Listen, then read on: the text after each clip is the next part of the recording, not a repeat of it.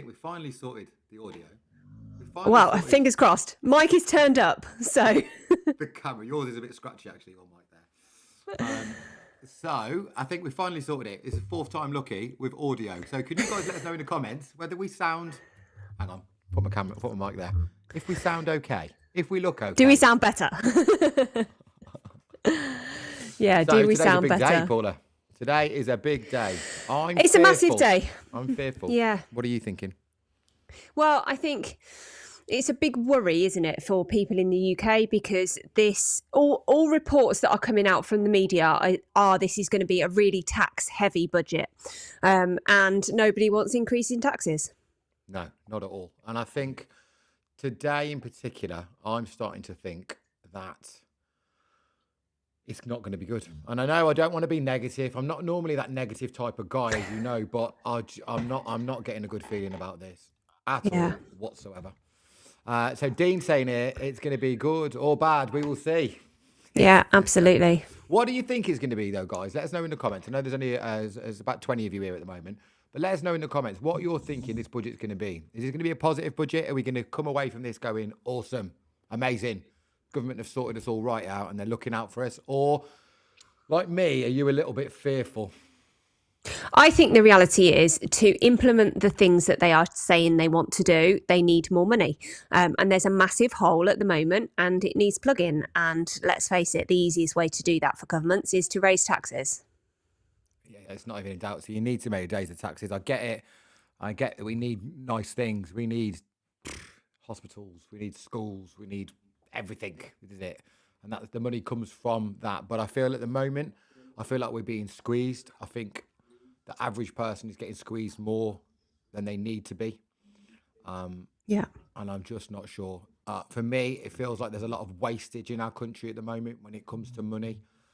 I'm going to try not to get too political, even though this is a political subject. But I feel like there's a lot of wastage of a lot of money. So somebody here, Matt, is saying, Matt sounds quieter than Paula and Paula's mic is really loud. So I'm happy to, I'll sit back a bit. Hopefully that will solve it. But I can also turn it down a little bit if it is too loud, guys. Is that better? Is she a little bit quieter now? I'm also trying not to shout. Yeah, it has been known that you are quite loud when you normally talk like this. Is that better now? So guys, thank you so much for joining us today. We have got the Commons Prime Minister's questions on in the background. We're listening out for when the budget announcement starts. So as soon as that starts, we'll get it on the stream for you so you guys can watch it live with us. Yeah, they're still just doing the normal stuff at the moment. So we could flick over to them if you wanted to. Should we flick over to them? I think the Prime Minister's about to talk. So we've got Prime Minister's questions first. Before you go into the budget, it's completely up to you whether you want to keep talking, or we can flick over to the Prime Minister and see what's going on. We can flick over. We can talk over him if we need to. Yeah, well, I've actually turned him down, but we'll turn him up just a little bit more.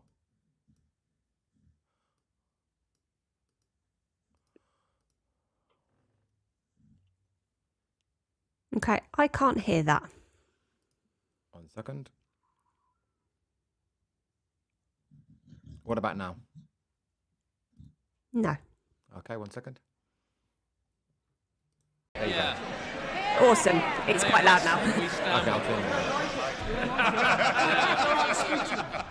Mr. Speaker, this has been the most chaotic lead-up to a budget in living memory, with resignations, hostile briefings, and... Can I just say to a couple of you, if you don't want the budget, make your mind up now. I love it when they have an argument. Can you still hear them now? No. With resignations, hostile briefings, and leaks galore, even just in the last 10 minutes, an unprecedented leak of the OBR analysis. Unbelievable. Mr. Speaker, these leaks have been so serious that even the former chief economist of the Bank of England has said, and I quote, that Labour's fiscal fandango is the single biggest reason why growth has flatlined. Does the Prime Minister agree with Andy Haldane, and does he have an explanation for this complete shambles? We all know the biggest shambles in living history, the Liz Truss. Can you still hear them? No, it's just gone off. Agree, this must be wrong. No, she said, I think Liz Truss is 100% right. 100%. Not much room for flexibility. Not one thing was wrong with it, in her view. So we won't be taking lectures from her. Matters for the OBR. For the OBR. The Chancellor will set out the budget in just a few minutes' time. Mr. Speaker, we're talking about the leaks. The Prime Minister doesn't seem to appreciate the impact of these budget leaks on the UK economy. Even the Chief Secretary to the Prime Minister has said this morning that the leaks were unacceptable.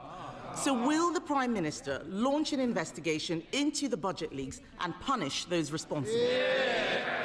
Mr. Speaker, Okay, Matt, so I've just had a flick over to the charts, and there's a big red candle on the XRP chart. Are we in a short? Yeah. Thanks to the decisions she's already taken. XRP is now at 5 million 215. extra NHS appointments. Waiting lists are coming down. Mortgages are cheaper. We've expanded free school meals. That's 100,000. I think it might be interesting to see what the impact on the charts are whilst we have this budget announcement, because I'm not expecting huge amounts of changes, Mr. but Speaker, you never know. He talks about the decision Yeah, she's so my already profits taken. already If they were stopped at that great, we wouldn't have all TP1, those and farmers the runner outside. going now at 40%. Yeah. He doesn't want to talk about leaks, but we can see that the chaos in number 10 is having real-world consequences. Instead of focusing on the economy, they've been fighting like rats. Several journalists reported that number 10 sources see the price had of the briefed crypto on the against the screen as Health well, Paula, Secretary look. and other senior Yeah. cabinet ministers. Live. The Prime Minister then told us that these briefings did not She's saying come what's from everybody's number thoughts 10. on what's coming. So Will I'm he expecting them repeat on the to floor of the hammer House us on capital the gains claim tax. that none of his And advisors then has briefed against they're going to members put people's of the wages cabinet. up and then claim that's positive, and then they're Mr. actually going to Speaker, keep. I've been I reckon they're going to keep the thresholds the same for No one in for number tax, 10 has briefed against and they'll claim cabinet that's good. When ministers. really what they're doing is they're pushing more poor people And the into the Health zone where they have to Secretary- pay the Health tax. Secretary's doing a Just push that fantastic volume job. down just a little bit, Matt, when we're talking, because it's difficult to He's stood hear before the everything. electorate just before Yeah, the I last think you're election. absolutely He right, said we'd because if they deliver keep the tax 2 brackets the million same, extra but wages appointments go to the up, then NHS more in the people are first going year to of be a in a Labour higher rate government. of tax, There and he then is. more people are going to pay tax. And that's it. I mean, on paper, if you're reading it and seeing that people's wages are going up, that sounds great, Yeah, and they're it's- keeping it's the a bands the classic same. That squeeze. sounds They do great, it but all the actually, time. it's going to affect Yeah. so many people. Yeah, they'll just force more Mr. people into Speaker, paying tax. The Prime Minister expects us to believe him. No, It's like a one stealth does. tax, 'cause We the all businesses know pay that he more. did not have a They serious cost it, and then more people have to What pay he tax, did, what therefore he the did, government Mr. gets more Speaker, tax. was he asked Morgan Yeah, McSweeney Stu's saying to minimum wage investigate rise in Morgan McSweeney, 2026. and then- Yeah. And then Morgan Obvious. McSweeney And I- discovered yeah. that Morgan McSweeney But it's the was middlemen that are innocent. going to get battered. It's the It always middlemen. is. Yeah. All of this calls Won't be into the rich. question The rich don't pay No. tax, mate. Prime So it'll be the Minister's people in the middle who are judgment. going to get absolutely slaughtered. Yeah, I All of think. this calls I hope into I'm wrong. Joe, I hope isn't I'm it? totally wrong. We read this weekend that he wants the former Deputy Prime Minister back in his cabinet. He must have forgotten that she had to resign only a few months We've got ago another. for tax I've got evasion. about 10 more When minutes did of the Prime Prime Minister's Minister questions, decide and then that we're going straight to the budget. lawbreakers can be So lawmakers? we'll see how it gets. Yeah. I'm really fearful. Yeah. I'm not even a fearful type of guy. I'm not a negative guy. Most of the videos you ever see me make are positive. Even when there's something negative going on, I try and find a positive. But the way I'm feeling right now, I feel like they're going to have us off. We're focusing on the cost of living, the single And I think most us crypto important people. So because the I'm capital keeping gains an are about to eye get on big. the tittle tattle. yeah, I'm keeping an eye on the charts while we're on It's not this, tittle-tattle, and Mr. Speaker. We XRP all is know really that coming he's down. Let's only have a look at talking Bitcoin. About welcoming the Deputy Prime Minister back Yes, because he Matty, is Yeah, Damien, big you're right, red brother. candle. his crumbling leadership. But if Hey, he Matty. were to welcome her back, will he You know set he's a Welsh condition now, don't you? that she must pay back I do, yeah. £50,000 Welsh. I'm gonna buy him a property Welsh taxes she t-shirt avoided, for Christmas. The same property taxes they're very happy to put on everyone else.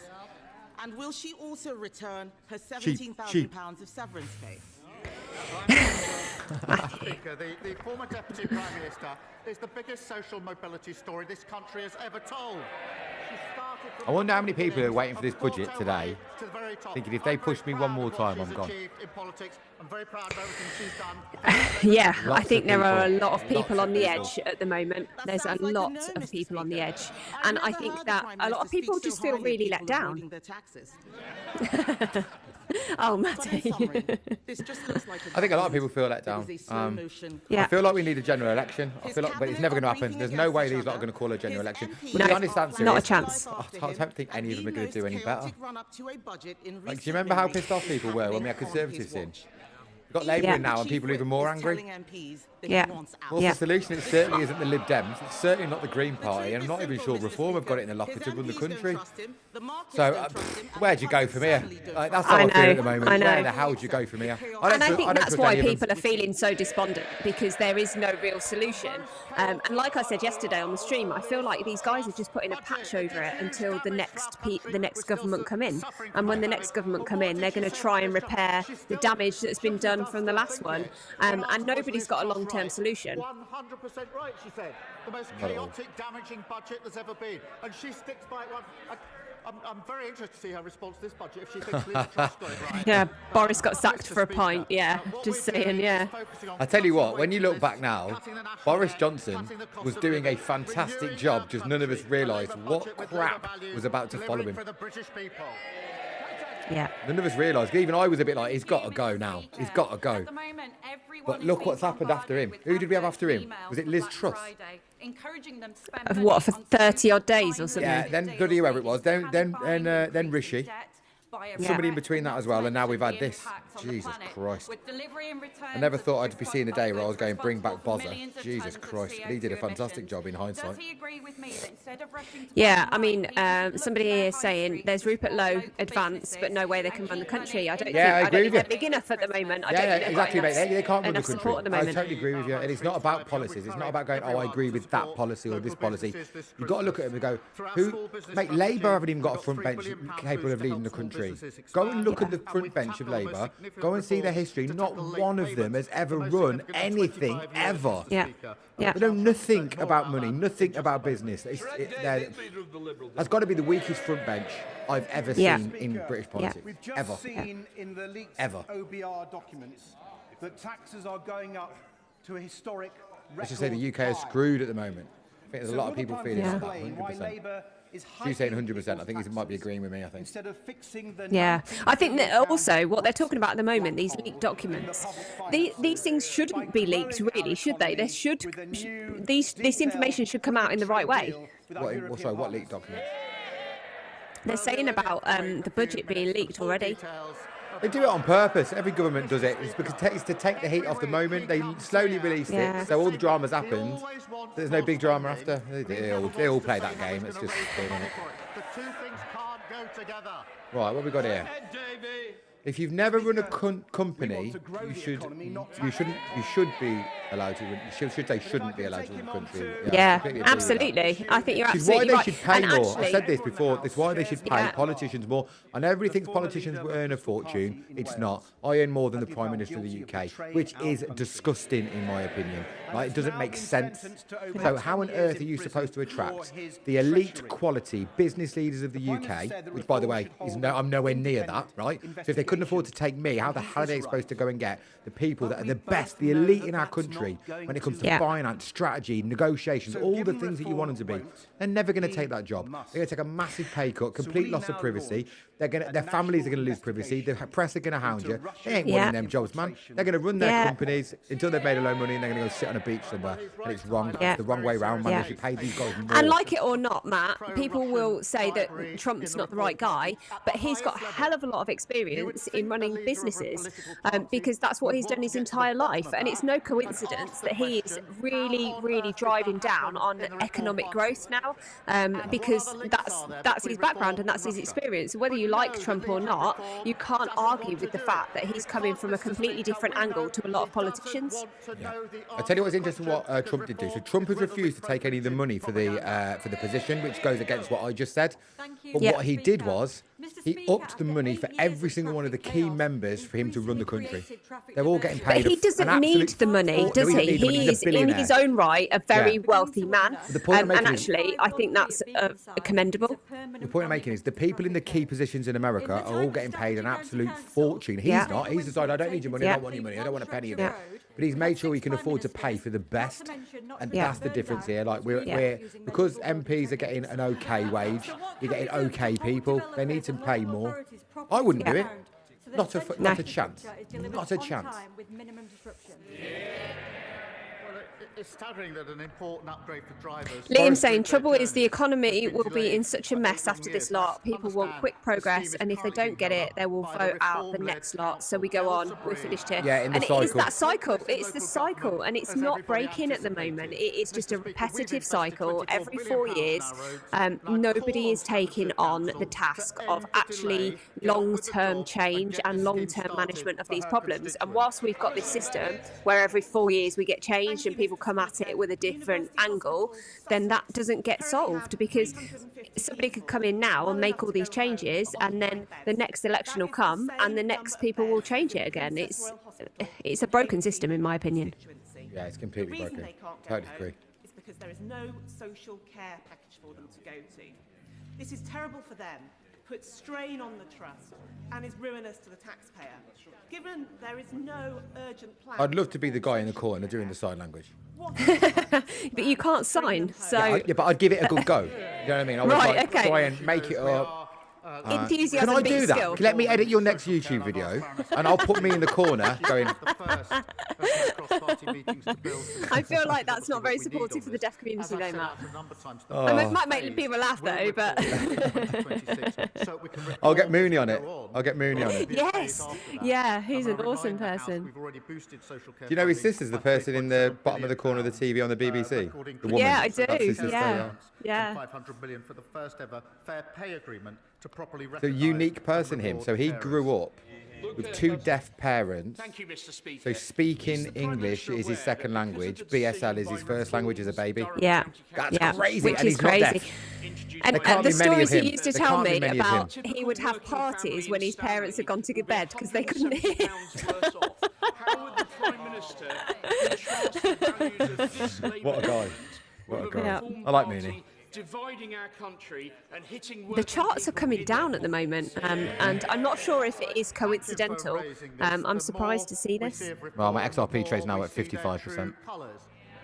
Well, yeah, I mean, it's an advantage for everybody in the short at the moment.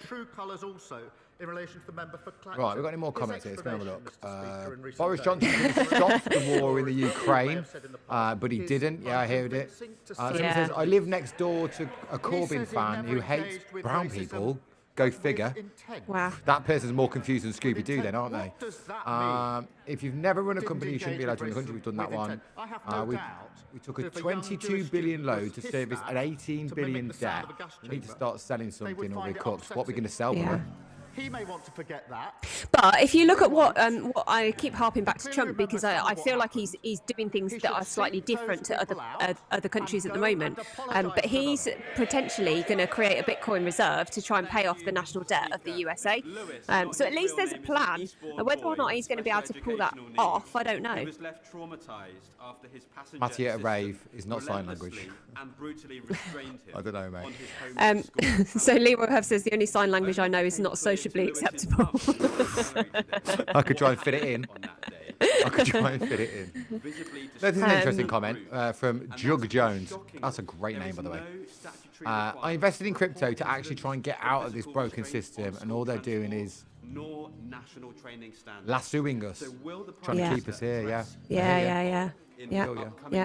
Well, I think a lot of people, with the movement of crypto and the aim of crypto in the first instant was to move away from governments and centralised finance, wasn't it? But that is integrating more and more with mass adoption and regulation, and we're going to see some huge changes in what the ethos of crypto really was. And I think you've got the people from the original days that are not going to be supportive of this new movement in the same way as new crypto investors maybe will be. That principle will be central to our reforms. It's not fair. Yeah, no, I understand that.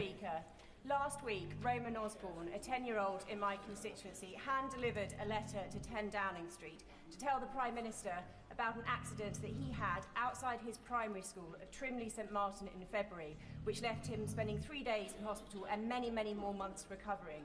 Mr. Speaker, will the Prime Minister back my campaign, Safer at the Gates, and will he call on... Matt, when we get this speech on, could you move the comments? ...and re-review the road and put the right safety measures in place outside Trimley St Martin Moving and well Awesome. in my constituency? Yeah, brilliant.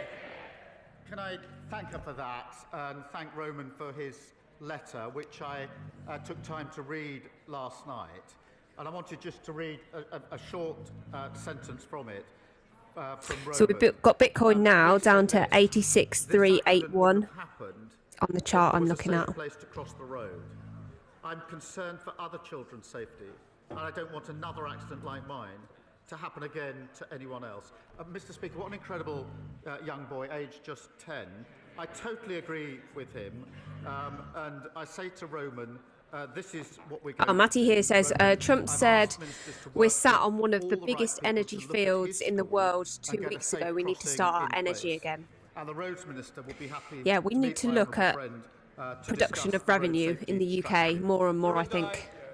Mr. Speaker, this morning I met with farmers on Whitehall, and on Saturday farmers supplying milk to family-run White Farms who have been making traditional cheddar cheese near Bruton for 160 years. They all told me, Mr. Speaker, the family farm tax as it stands will devastate their businesses.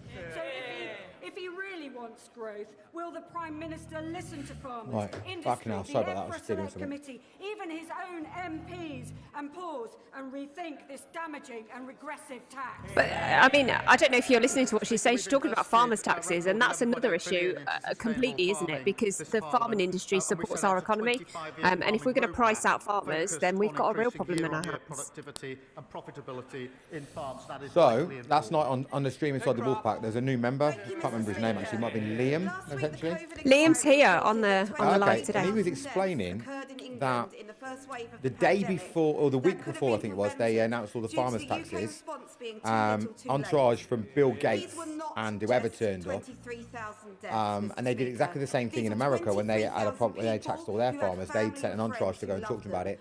And Bill Gates and that are the largest landowners in America of buying up farmland, and they reckon they're doing the same thing in the UK. They're trying to send the farmers bus to take their land. Wow. That's scary if that's true. And what's the long-term solution for that? Bill Gates producing weird food for us to all eat. I don't want his weird food. No, I don't want his weird food Unless either. his weird food is a Rustler's burger, because I'm quite partial to one of them. Oh yeah, I didn't realise. Stu says it's safe to say they're taxing the wrong industries. Yeah, you're absolutely right. She's right. The report is a sombre moment, and it's important to remember the scale of suffering and the scale Green energy to mine crypto and cheap fossil energy to help the cost of living crisis. Win-win. Yeah. Liam said it was Larry Fink. Larry Fink, that was it. Yeah. Mr. Speaker, we're committed to learning the lessons needed. Right, should we all take a vote? How long this hoodie, it's brand new today, stays white before I get a food stain on it? Because I am notorious for destroying white clothing. And then I feel, whenever it happens, then I feel depressed. I'm like, you don't deserve nice things. You've got chicken wing juice down the front of it or whatever it is. I didn't even that t-shirt. Do you remember you bought me the Billionaire Boys Club t-shirt? 140 quid t-shirt or whatever. And I got... Yeah, and you got sun cream all over it. Sun cream, yes, sun cream. Awesome. Yeah. I mean, to be fair, sun cream is a necessity. I just shouldn't have worn that t-shirt on that day at that moment. Destroyed it. No. I do it so many times. Why I've bought myself a lovely white hoodie. It's not until I've put it on today and I've gone, you can't have white clothes, mate. You need a bib. Scooby bib. Chocolate cherries all over that new top. Yeah, absolutely right, Stu. Talking about chocolate cherries, we ain't had a few in a while, Paula. If we can dish them It's out. because I'm hiding them. All I'm going to say to you is, it's better to share than I steal. That's true. That's true. In the defence sector, which is hugely important to our country and our security. I can confirm we're continuing with the establishment procurement Matty process. Demons, it's 36 for minutes. The new medium helicopter programme 36 to minutes of deliver what? modern equipment for our armed forces. That's part of the biggest sustained. Hopefully not 36 minutes more of Prime Minister's questions. I don't think it is. To see a defence dividend I think it's of half past. investment in British jobs Finishes and him. apprentices, Wait, actually, there's a including thing on the right. his constituency. Well, sorry, the screen. 1 second. That I builds you on can't the see that, but I £8 can. Hang billion on. Typhoon deal that we've secured, the $4 billion maritime deal with Indonesia, and the $10 billion frigate deal with Norway. Oh shit! Have I just moved that? You have, yeah. Let me go and put it back. Hang on. I joined Wensfield Men walking and talking on International Men's Day. A fantastic Is it back in place now? Yeah, that's better. There we go. Yeah, you can't see actually. It's just like a running commentary of what's going on in text form on the right side. Age of pressure, polarisation, and endless phone scrolling. They bring Oh, 36 minutes until I destroy this top. Oh. So I actually had a burger for lunchtime, and Yeah. I went to get the sauce out, and I went, no. No, no sauce. I've had a dry Was it a burger for Rustlers? lunch. I had a dry burger for lunch. This is going to survive the first day. Has to be. I'm going to take it off for tea. I'm not wearing it. Well, yeah. Chicken curry and that top is not Ah, going is to that go what down we've very got well. as well? Please don't let me forget. I'll be so annoyed. I'm going to buy you one of them Scoopy bibs, like the babies have. Like a big one. Can I have one with an Yeah. XRP and Bitcoin logo in the middle of it? Oh, I mean, I'm not sure that they make those bibs for adults, but we'll see what we can find. Maybe we can get one custom for you. About their experiences is so powerful and inspires more to do the same. He's a Get him a credit bib, yeah, to this exactly, House. Stu, yeah. Great job. Thank you, Mr. Speaker. Consequential. Right, let's just keep an eye on these charts as well while we're here. Oh, we're having a little bit of a pullback. Okay. Of Putin's assessment. Just looking at the charts now. I've got it completely wrong, so let me do it without notes. There we are. What a day to do it. So, President, I can't. I've completely lost it. Yeah, this trade's still doing all right. Oh, 52%. Take that. I'm in an XRP short, by the way, if anyone's asking. Using our Wolf automation. We're now currently at the stage of going to a POC or proof of concept group. So there's I think there's about 25 of the Wolfpack community members that are going to be using the automation totally for free for a certain amount of months while we can gather data from a lot of people ready for us when we go to market. So they're benefiting from it completely for free. We're benefiting from them helping us do the proof of concept because it's all right me doing it, or Stu, the developer, doing it, or Paula doing it. But we need real people that aren't connected with the project. So we've got a team of about 25 called the POC group out of the Wolfpack. And right now, we're currently set up 58% on that one. Awesome. Take that one. All else, and I take it extremely Mr. Potato says hi. Mr. Potato. Oh, it's XRP Potato Corso. I've worked out, by the way, the last word is about the dog. Yes, in the picture. So I'm guessing it's XRP, and I'm wondering whether his Corso is called Potato. Ben Coleman. Thank you, Mr. Speaker. My Maybe. You have to let us know in the or comments. is it just he likes XRPs and potatoes and Corsos, and he's put all three of his favourite things in his name. So does the Prime Minister Somebody here says you smell. Yeah, that's Dalton or James Yeah. Taylor. Yeah. dissuade Yeah. growth is for the government to be I only smell here to how heckle I you. probably smell how he looks. negotiating with the European Union Ah, Matty Demon, he's finding you a bib. He's on it. and trade barriers that have been holding back UK businesses, especially small and medium-sized ones, since the Conservatives poorly managed exit from the European Union. Matt is saying he didn't like your cooking. The cupboard's packed out with rustlers. LOL. Yeah, that's fine. That might mean I have to do less cooking, and I'm all right with that. Relations. Hey, the James. deal we've struck is worth £9 billion for our economy in 2040. So we're just waiting for the announcement. We'll get these Prime Minister's questions out of the way. Do you know how good it I'm is not that sure I could if- use one of these on camera and not get in trouble like TikTok? It's so good. So good. Did anybody notice the MP that completely fluffed his questions? He'd got the wrong questions in front of him, and then he couldn't remember what he was going to talk about. He's missed his opportunity. What a plum. This is what I mean. Pay peanuts, get monkeys. Yeah, literally. He says his course is called Titan, but I do love XRP and potatoes. Imagine saying, Yeah. what am I going to call myself on YouTube? Mind you, well, I can't say anything. I'm called Milkshakematty, you know. But yeah, what am I going to be called? I'm going to be called XRP Potato. Chippy tea tonight if you can afford it. Well, yeah, we've just won our automation trade, so we're all right today.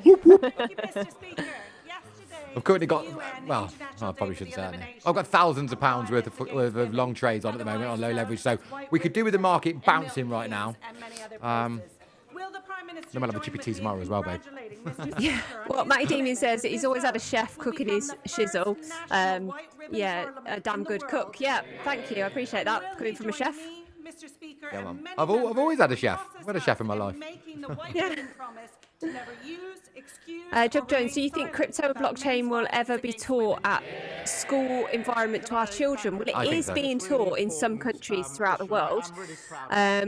So I would hope that would roll down, because I think having worked in the UK education system, some of the curriculum is not as relevant to what the children actually probably need in their lives moving forward. good, and I hope they have an overhaul of that, really, because I think we need to be preparing our children in the best way we possibly can for the environment we've got now. Technology has moved on so much; it's so advanced. If we don't keep these children up to date, a massive proportion of children are going to be behind, and that's a missed opportunity, in my opinion. So the government will roll it out into schools when they can use it as an opportunity to explain control. So, for instance, if they start using blockchain technology to catch benefit frauds, or use blockchain technology to, I don't know, like CBDCs with money and stuff like that. Then they'll roll it out into this system. That's and I think that is coming. I think that the amount of blockchain technology that's going to be in people's lives is going to be massive, and I don't think people are even going to realise it. And I get loads of people on my social media saying, I'm not interested in crypto. And I think, oh God, just educate yourself as to what it is. It's not just about buying coins. It's not just about investments. It's about all the technology behind it and how that is going to affect the infrastructure of everything we do on a day-to-day basis. Do you know what I've learned though? Never talk to somebody about crypto that doesn't want to talk to you about crypto. Yeah. Don't bother. Yeah. Because they'll come to you. One day they'll go, you know that crypto thing? Can you tell me all about it? You keep banging on about it for years. Your day has come. I knew you'd arrive at my doorstep sooner or later. Take a seat. But yeah, never try and preach because it doesn't work. No, exactly. Thank you, Madam Deputy Speaker. On a point of order, Madam Deputy Speaker. This morning, is it just me that can hear them, by the way, or can you guys hear them? No, I can hear them, so I'm assuming everyone else can hear it. A lot. Before the budget. Stu says, at school being taught you'll never always have a calculator in your pocket. Yeah, that's what they used to say, wasn't it, when we were at school? And you won't have someone to know all the answers. That's a lie. And ChatGPT, how times have changed. And this is kind of what I'm saying. Technology is moving so fast, but the schooling system is not keeping up with it. Most people I talk to about it thinks it's a scam. Yeah, because once upon a time there was so many scams, and once upon a time criminals were using it, and so that's but a hangover still from an so old many argument. scams. There is still so many scammers. There's still so many hackers, and I get it. But what I think people fail to understand is that the blockchain technology is so advanced, and it could help so many systems that we're currently using. And I think that it's only going to move that way moving forward. Yeah, 100%. Because it's been demonised, yeah. Yeah, totally demonised. You have to remember it was demonised at the beginning on purpose. And I expect members and their constituents. Here we go, budget statement. Let me turn them up now. Chancellor directly. Because I can't hear what you hear, Paula. Tell me if it's too loud, okay? I nonetheless wish to make a short statement. Yeah, it's too loud. For a number of weeks, and yet again yesterday, there have been extensive briefings to the media on the government's fiscal policy and public finances. This disappointing trend in relation to budget briefings has been growing for a number of years under successive governments, but appears to have reached an unprecedented high. Weeks ago, we saw the Chancellor delivering a speech in Downing Street, setting the scene for the budget, as well as specific policy announcements being briefed out to the media in advance of today's financial statement. If that's true, what Dalton's saying, not good. I don't need any help. All right, love. And just a moment ago, good for her. Fuck her, she told me off. This all falls short of standards that the House expects. The premature disclosure of the contents of the budget has always been regarded as a supreme discourtesy to this House and to all the democratically elected members, not to mention to Mr. Speaker and to myself, the Chairman of Ways and Means.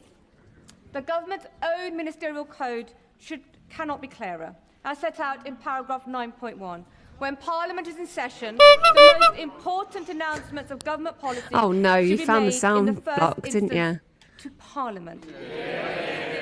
Mr. Speaker has always upheld the rights of this House and its members to be treated with respect and to be the first to hear major government policy announcements on behalf of their constituents. Where's the old guy? Order! Order! I used to like him. He was here earlier. I think he got annoyed and left. And the ensuing resolutions, which are described in Erskine May, paragraph 36-33, as the most important business of Ways and Means. Posh people normally make my skin crawl, but I used to like him. Honourable members on all sides of the House to have adequate opportunity to hold the Chancellor to account rather than hear and read about new policies on a daily basis in the media. And like many, I also expected better. I think she's kind of right in what she's saying, though. There is a process, and it shouldn't be leaked. Copies of the budget It should be announced to them from in the the right way. office in members' lobby at the end of the Chancellor's statement and online. I also remind honourable members that interventions are not taken during the Chancellor's statement, nor during replies to the Leader of the Opposition or the Leader of the Liberal Democrats. I call the Chancellor. Let me put it up and have a look. Oh, we're cheering. Hang on. Oh my God, you can't be trusted with that. Madam Deputy Speaker. Chancellor. Madam Deputy Speaker, it is my understanding that the Office of Budget Responsibility's Economic and Financial Outlook was released on their website before this statement. This is deeply disappointing and a serious error on their part. The Office... Who leaked it? Sorry, I missed it. The Office of Budget Responsibility have already made a statement taking full responsibility for their breach. Madam Deputy Speaker, we are rebuilding our economy. Over the last 16 months, we have overhauled our planning system to get Britain Bend over. building. Here it comes. Forged new trade deals with the United States, India and the European Union. Reformed our visa system to bring the brightest and the best to Britain. We changed our fiscal rules that we inherited from the Conservatives and raised public investment to its highest level in 4 decades.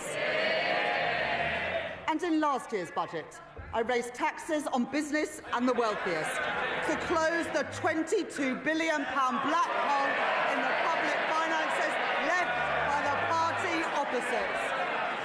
And we used that money to fund the biggest ever settlement for our National Health Service.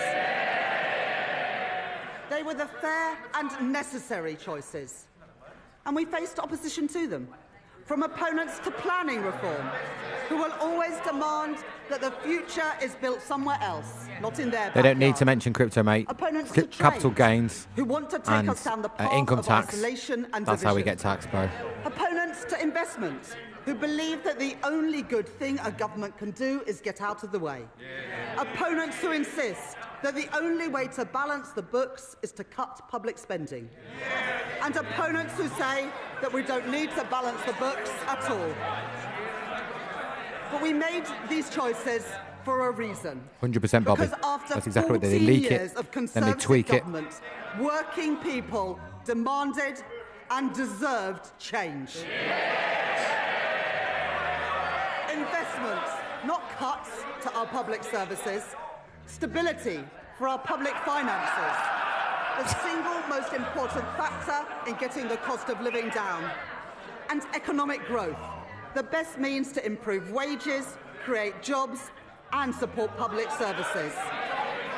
That is what our plan, that is what this government and our Prime Minister are all about. Today's budget builds on the choices that we have made since July last year. To cut NHS waiting lists, to cut the cost of living, and to cut debt and borrowing. No doubt we will face opposition again, but I have yet to see a credible or a fairer alternative plan for working people. Can you still hear me? These are my choices, the right Managed to choices get rid of the echo now. for a fairer, Here we go. a She stronger goes. and more secure Britain. Order. Far too much noise, and I expected so much better from you, Dr. Luke Evans. Called out. Simmer down, Chancellor. She's naughty. She's a naughty one. I'm happy for them to shout as much as they like, Madam Deputy Speaker, as long as they do it from the opposition benches where they can't cause any more damage. I She's said a rat, there'd be this no one, isn't she? return to austerity, and I meant it. This budget will maintain investment in our economy and in our National Health Service. I said I would cut the cost of living. Investment and from I where? meant it. Us. This Taxes. budget will bring down inflation and provide immediate relief for families. I said I would cut debt and borrowing, and I meant it. Because of this budget, borrowing will fall as a share of GDP in every year of this forecast. Our net financial debt will be lower at the end of the forecast than it is today, and I will more than double the headroom against our stability rule to £21.7 billion, meeting our stability rule and meeting it a year early. These are my choices, not austerity, not borrowing, not turning a blind eye to unfairness. My choices are a budget for fair taxes, strong public services and a stable economy. That is the Labour choice. I hope he's talking about the government, not us. Growth is the engine which carries every one of our ambitions. Yeah, I hope so too. Through stability, investment and reform. The platform from which British ambition can finally get moving again. Because growth doesn't just appear out of thin air. Yeah, apologies for the snoring dog. This microphone is... patiently and stubbornly. He's got to sit in by one of the people who rooms with take one of risks. us. Oh. I know. By founders who bet their savings on an idea. By firms breaking into new markets, developing new technologies and creating new jobs and new opportunities. By the men and the women who work hard every day in all parts of our country. Our job is not to watch from the sidelines, but to partner with them, backing them every step of the way. Let us know in the comments. To match It's like love or private hate. enterprise If you love with or hate this public government. ambition. I would like to thank my team of officials at the Treasury for their hard work in preparing this budget. In the spring, the Office of Budget Responsibility forecast that our economy would grow by 1% this year. I said then that Britain would defy the forecasts, and defy them we have. The OBR have upgraded Britain's growth for this year from 1% to 1.5%. Reaching the same conclusion. Who paid them to do that? As the IMF, the OECD and the Bank of England who have already upgraded. Today, the OBR have published the result of their review of the supply side of the economy. They are clear. No love for the that government yet. This is not about the last 14 months.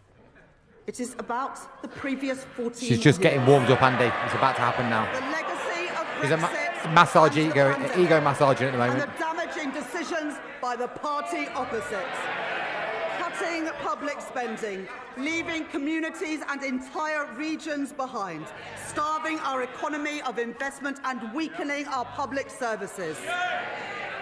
As a result of their review, the OBR are reducing their expectations for productivity growth by 0.3 percentage points to 1% by the end of the forecast.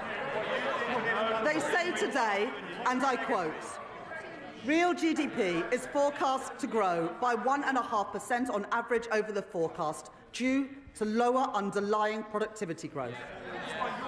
There is an impact on our public finances too. The OBR say that their productivity forecast will mean £16 billion less in tax receipts by 2030. In the crypto community, mate, they call him Crypto Dog. They've named him Crypto Dog, mate. Are the Tories' legacy, not Britain's destiny.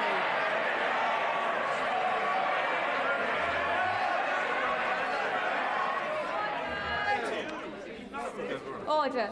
It is very hard to hear the Chancellor over all the shouting. And Mr.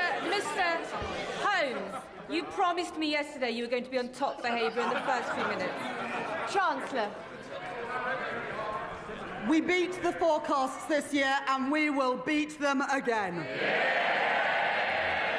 By boosting trade, not blocking it.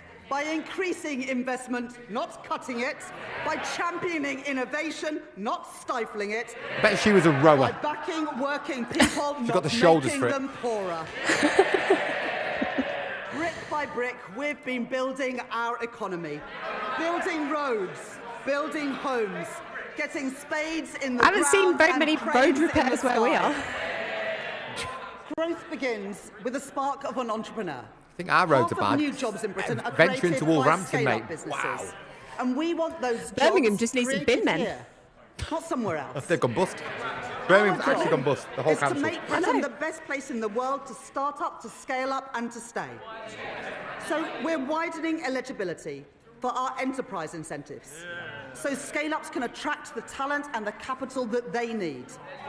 Expanding the enterprise management incentive so more companies can offer tax-relieved share options. Re-engineering our enterprise investment and venture capital trust schemes so they don't just back early-stage ideas, but stay with companies as they grow. Introducing UK listings relief. My XRP A short's now on 3-year 64% exemption from profit. Stamp duty reserved Awesome. for companies who choose to list here in Britain. And to continue this work, I am launching a call for evidence on how our tax system can better back entrepreneurs, and a targeted review with founders and investors at the heart to make the UK an even more attractive place to grow your business. We are sending a simple message to the world. If you build here, Britain will back you. And our retail investment system should do the same. The UK has some of the lowest levels of retail investment in the G7. And that is not only bad for business, who need that investment to grow, it's bad for savers too. Someone who has invested £1,000 a year in an average stocks and shares ISA every year since 1999 would be £50,000 better off today if they'd put that same money into if they'd put the same money into a cash ISA. What about to put it into And Bitcoin, so love? From April 2027, I will reform our ISA system, keeping the full £20,000 allowance while designating 8,000 of it exclusively for investment, with over 65s retaining the full cash allowance. And thanks to our changes to financial advice and guidance, banks will be able to guide savers to better choices for their hard-earned money. Over 50% of the ISA market, including Hargreaves Lansdown, HSBC, Lloyds, Vanguard and Barclays, have signed up to launch new online hubs to help people invest here in Britain.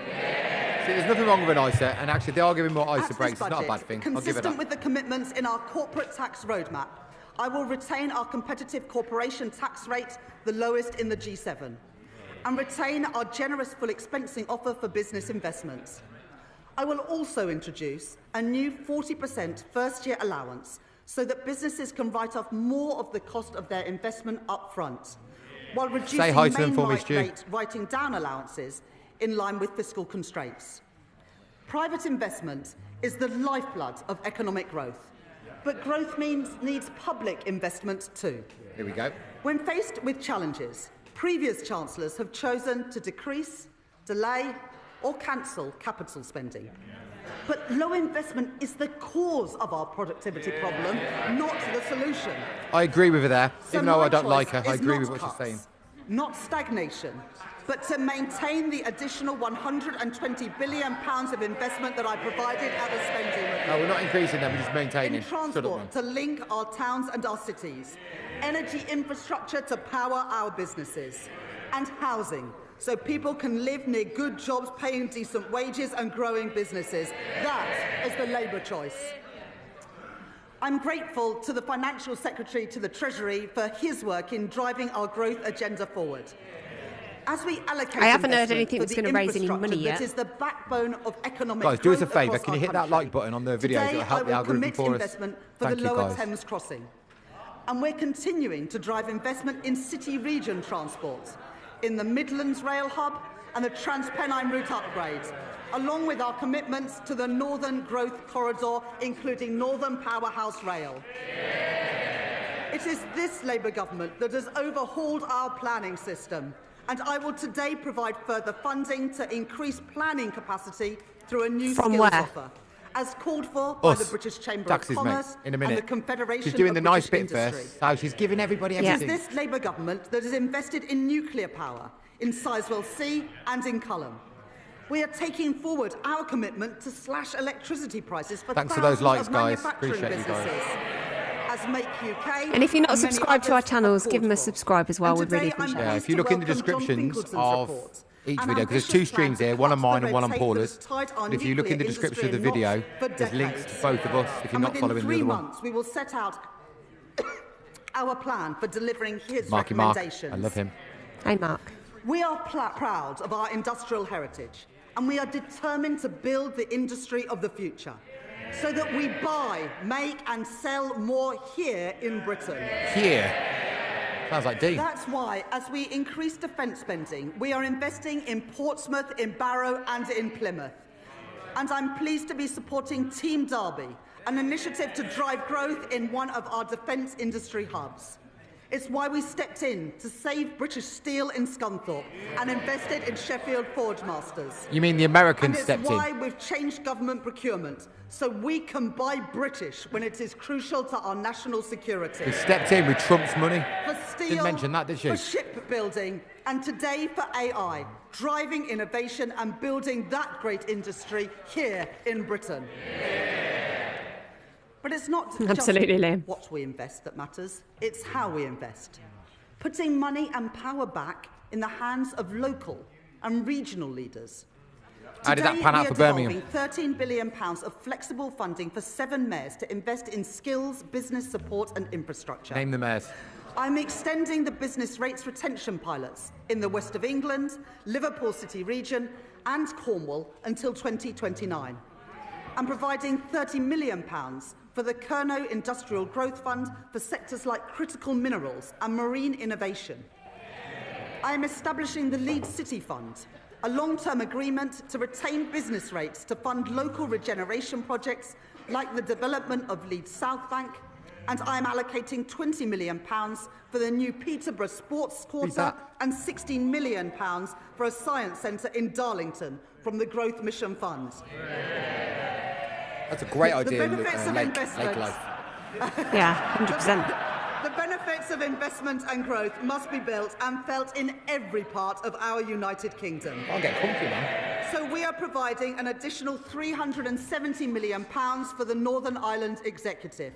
From where? £505 million From us, for in the a minute. Welsh We're going to pay Government, for it in a minute, Bob. and £820 million for the Scottish Government over the spending review period through the Barnett formula. And I am making... Sorry, I didn't quite catch that from the SNP. Did they not? It's like Panto for idiots, isn't it? I know, yeah. They didn't hear. £820 million over the spending review period because Anna Sawa asked us to. And I'm making targeted investments in our industrial strategy sectors across the UK. In Northern Ireland, I am providing £17 million to support businesses and strengthen the UK internal market, and backing advanced manufacturing through the Northern Ireland Enhanced Investment Zone. Wales will be the host for 2 AI growth zones, creating more than 8,000 jobs. Wow. Supported by a £10 million investment in the semiconductors critical for that industry. Fair play. I like that. Yeah, brilliant. We are building the UK's first small modular nuclear reactors with Rolls-Royce at Wilfer in Anglesey.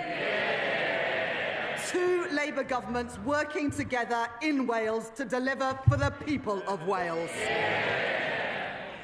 And in Scotland, I'm committing over £14 million for low-carbon technologies in Grangemouth, £20 million to renew infrastructure at Inchgreen in Inverclyde, and £20 million to redevelop Kirkcaldy Town Centre and Seafront. Kirkcaldy? Where the hell is that? Next year. And that's on top of the UK's biggest ever warship export deal with the Norwegian government to build frigates in Glasgow. Supporting 4,000 jobs. Investment opposed by the SNP. Jobs opposed by the SNP. Defence opposed by the SNP. But secured by this Labour government. A growing economy needs strong foundations of economic stability, with borrowing, inflation down and investment up. That is good for business, and it is good for working people, so they have more money in their pockets. Economic stability, safeguarded by ironclad fiscal rules, is our best defence against rising prices and the best way to improve living standards. Where she We've all lives. seen the alternative. 3 years ago, in their clamour to cut taxes for the richest, the Tories under Liz Truss crashed the economy and sent mortgage rates spiralling and brought pensions to the brink. She was only here 39 days. How much damage could she do? Calm yourself down, man. She basically redecorated her They're being new so bedroom, loud, and that was Madam it. Deputy Speaker, and yet I can't even hear them now. Nothing she said, in my I know opinion, is that- bad yet. I know that but the we've got to leader work out of how the we Green what they do. Party Yeah, is yeah. a keen hypnotherapist, and he believes that he can achieve remarkable things using only the power of his mind. Unfortunately, the only things getting bigger under his approach would be the deficit and the rate of inflation. And for all the damage that the Conservative cuts did to our schools and our hospitals, they also doubled the national debt. Our net financial debt this year will be £2.6 trillion, 83% of GDP, meaning that today, 1 in every £10 that government spends is on debt interest. Not on paying down that debt, but just on paying the interest that's on the wild. debt that we inherited That is from wild. the Conservatives. Crazy man. My fiscal rules will get borrowing down while supporting investment. The stability rule. Let's see, they all say that this. Day-to-day expenditure must be met through tax receipts. Here we go. And the investment rule, which allows me to increase investment whilst getting debt on a downward path. Those fiscal rules are non-negotiable. I met them at the budget last year, I met them in the spring, and I have met them today. While the current budget balance is in deficit by £28.8 billion in 26-27 and £4.6 billion in 27-28, it moves into a surplus of £3.9 billion in 28-29, £21.7 billion in 29-30, and £24.6 billion in 2030-31. More than doubling our headroom against the stability rule and meeting that rule a year early too. And our net financial debt is 83.3% in 26-27, 83.6% in 27-28, 83.7% in 28-29, falling to 83.0% in 29-30 and 82.2% in 2030-31. Madam Deputy Speaker, I said we would cut the debt, and we are, with debt down by the end of the forecast. And going forwards, to support our commitment to a single fiscal event and further strengthen our economic stability, I will follow the recommendations of the International Monetary Fund by assessing the fiscal rules just once a year at the budget. Yeah, Liam, you're absolutely Despite the right. challenges we face on productivity, the path of our deficit reduction remains broadly the same as in spring.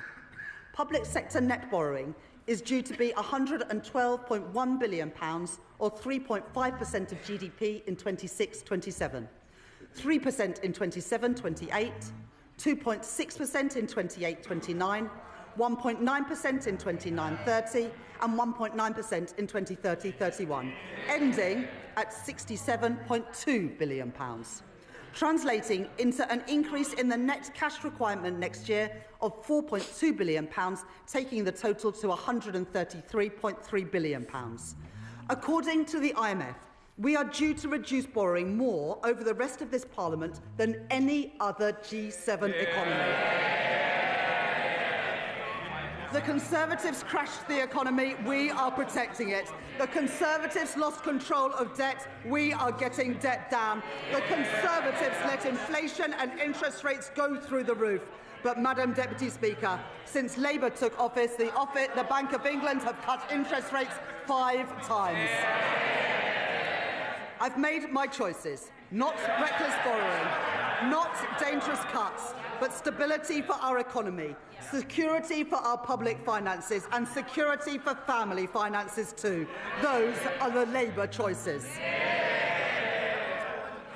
Madam Deputy Speaker, Tory austerity left classrooms crumbling and waiting lists sky high, weakened our productivity and choked our economic growth.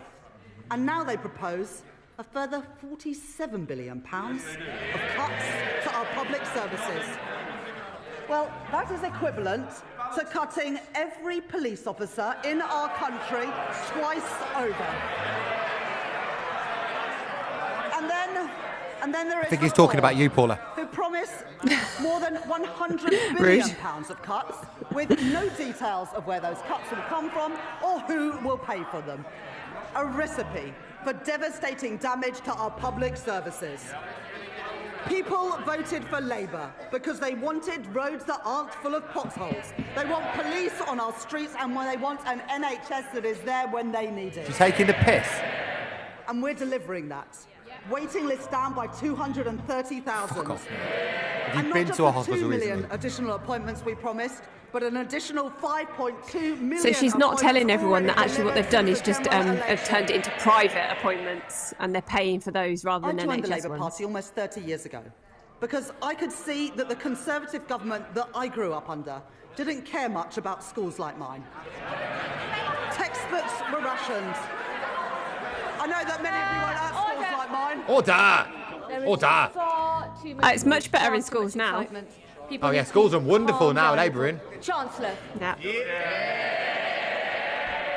They don't want to hear what the Tories did to schools like mine, but I will tell them.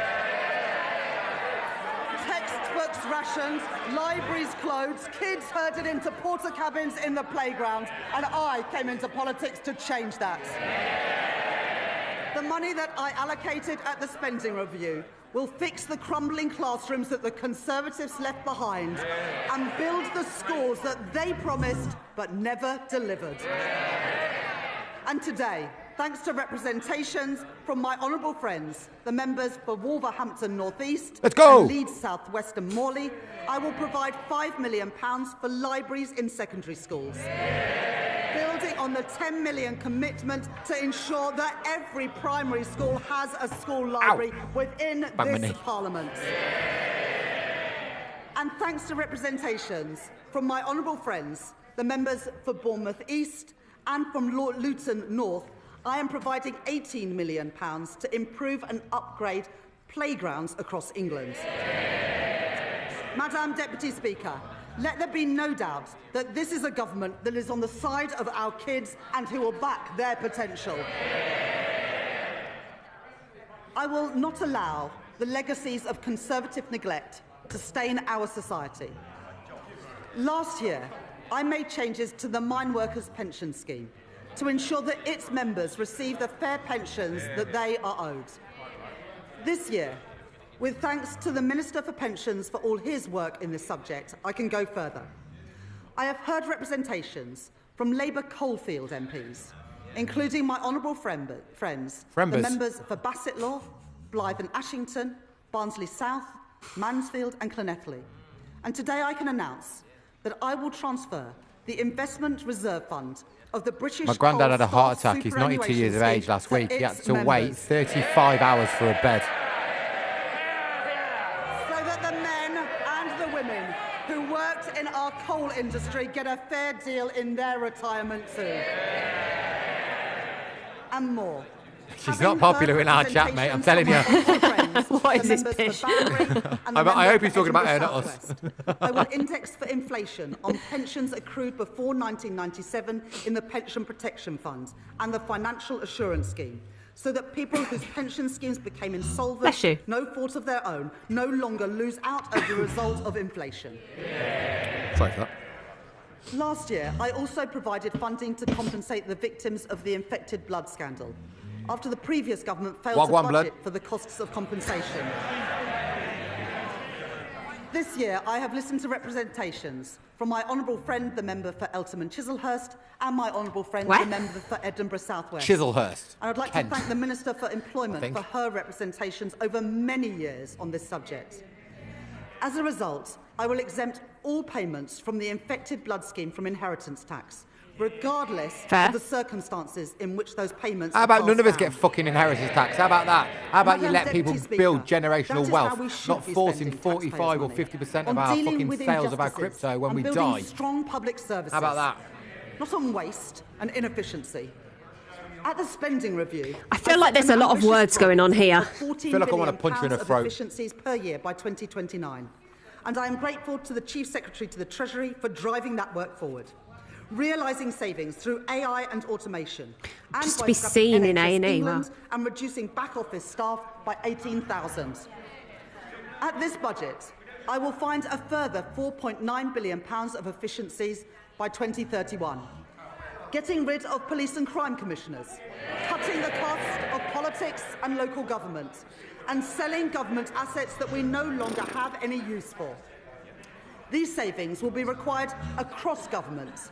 But for our National Health Our Service, kids can I look will after themselves, so reinvest we're good now. all of these savings back into the care that people rely on. More nurses, more GPs, more appointments. Restoring the services that faltered under years of Conservative decline and investing in the future of our National Health Service. And today I am announcing £300 million of investment in technology to improve patient service and 200 Not yet, James. We're waiting for you to mention it. neighbourhood health centres. Expanding more services into communities so that people can receive treatment outside of hospitals and get better, faster care where they live. Over 100 of these will be delivered by 2030, including in Birmingham, Yeah, Truro I think you're and right. She's Southall. building up to totally rip The us Labour off. Party Yeah. founded our This National Health Service, is the massage and we will renew before the our donkey National punch. Health Service. Yeah. I will take the same Because she's approach spending for a lot of defence cash at the spending moment. that I Can't take believe to I've just said NHS donkey spending. punch on stream, but I did. Here it is. I've done it. Reinvesting savings back into our national security. In our age of insecurity, Let me know in the comments if you know what a donkey Britain will punch is. continue to stand with our allies, working in collaboration to secure a sustainable ceasefire for Ukraine, and maintaining our commitment to NATO, with the UK set to spend 2.6% of GDP on defence by April 2027. Madam Deputy Speaker, the public rightly expects that we stamp out fraud, error and waste, and put that money to good use in our schools and our hospitals. I can and hear other George frontline snoring from my services. headphones with My you. right honourable friend, Yeah, the Home Secretary, disclaimer, loving it. guys. Crypto Dog excess is profits absolutely from the fast use of asleep, and he hotels is to a loud house asylum snorer. So seekers. apologies for the as snoring we in the phase background. out the use of those hotels entirely. And we will consult on reforms to indefinite leave to remain and access to taxpayer-funded benefits. Told you she'd let me do it. Let me be the woman in the corner. The introduction of digital ID will break the link between illegal migration Rachel Reeves and smells. illegal working. And the HMRC and the So just Fair give Work Northern Agency Ireland 17 will million. crack Say down on thank you, illicit businesses James. Say that thank blight you. our high streets and undercut Dalton, I mean. legitimate James firms. Dalton, whatever your name is. Enforcing the minimum wage, investigating dodgy businesses, and increasing scrutiny of the gig economy, as well as tracking down fraudulent business owners who vanish without paying their taxes. And I'd like to thank my honourable friends, the members for Great Grimsby and Cleethorpes, Great Lee and Grimsby? Atherton, Have you been there? and Smells of Kensington fish. and Bayswater for their representations on this subject. You only sing when you're fishing. And I'll take further steps to prevent and track down unpaid tax, which will together, Another Northern Ireland person, these Dolly reforms do. will raise I'm nearly saying thank you £10 for the 17 billion million. a year by 2030, including through new powers for HMRC to pursue the promoters of tax avoidance schemes. I am building on our successful use of targeted checks on welfare claims to root out fraud and error and prevent public money being paid to people who are not entitled to it. And I would like to thank Tom Hayhoe, the COVID Corruption Commissioner, for his work in helping to chase down nearly £400 million from dodgy pandemic spending and contracts. Tory contracts handed out by Tory ministers to Tory peers and Tory friends. Well, that money belongs in our schools and in our hospitals. Order. It is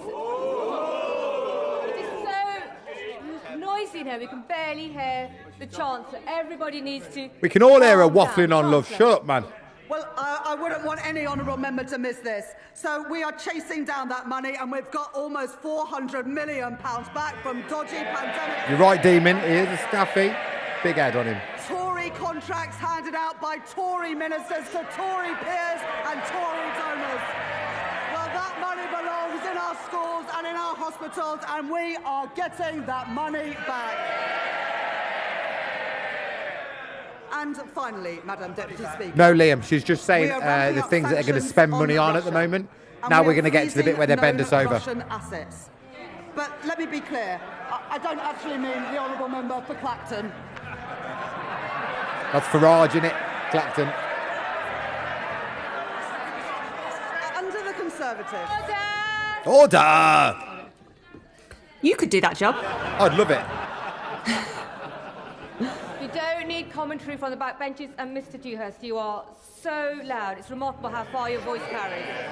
Chancellor. Under the Conservatives, the cost of our welfare system increased by nearly 1 percentage point of GDP, equivalent to £88 billion in just 5 years.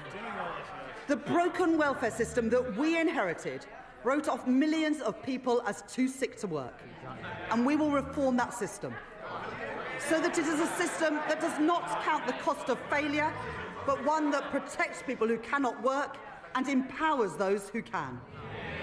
We have brought back face-to-face assessments for disability benefits.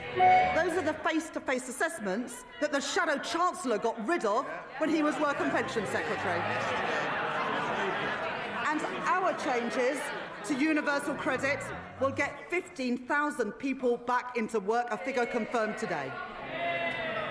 The former Health Secretary, Alan Milburn, will review the causes of rising youth inactivity, and we are already taking action. I'm grateful to the Federation of Small Businesses and Small Business Britain for their representations on apprenticeships. And today I am announcing funding to make the training for under 25 apprenticeships completely free for small and medium-sized enterprises.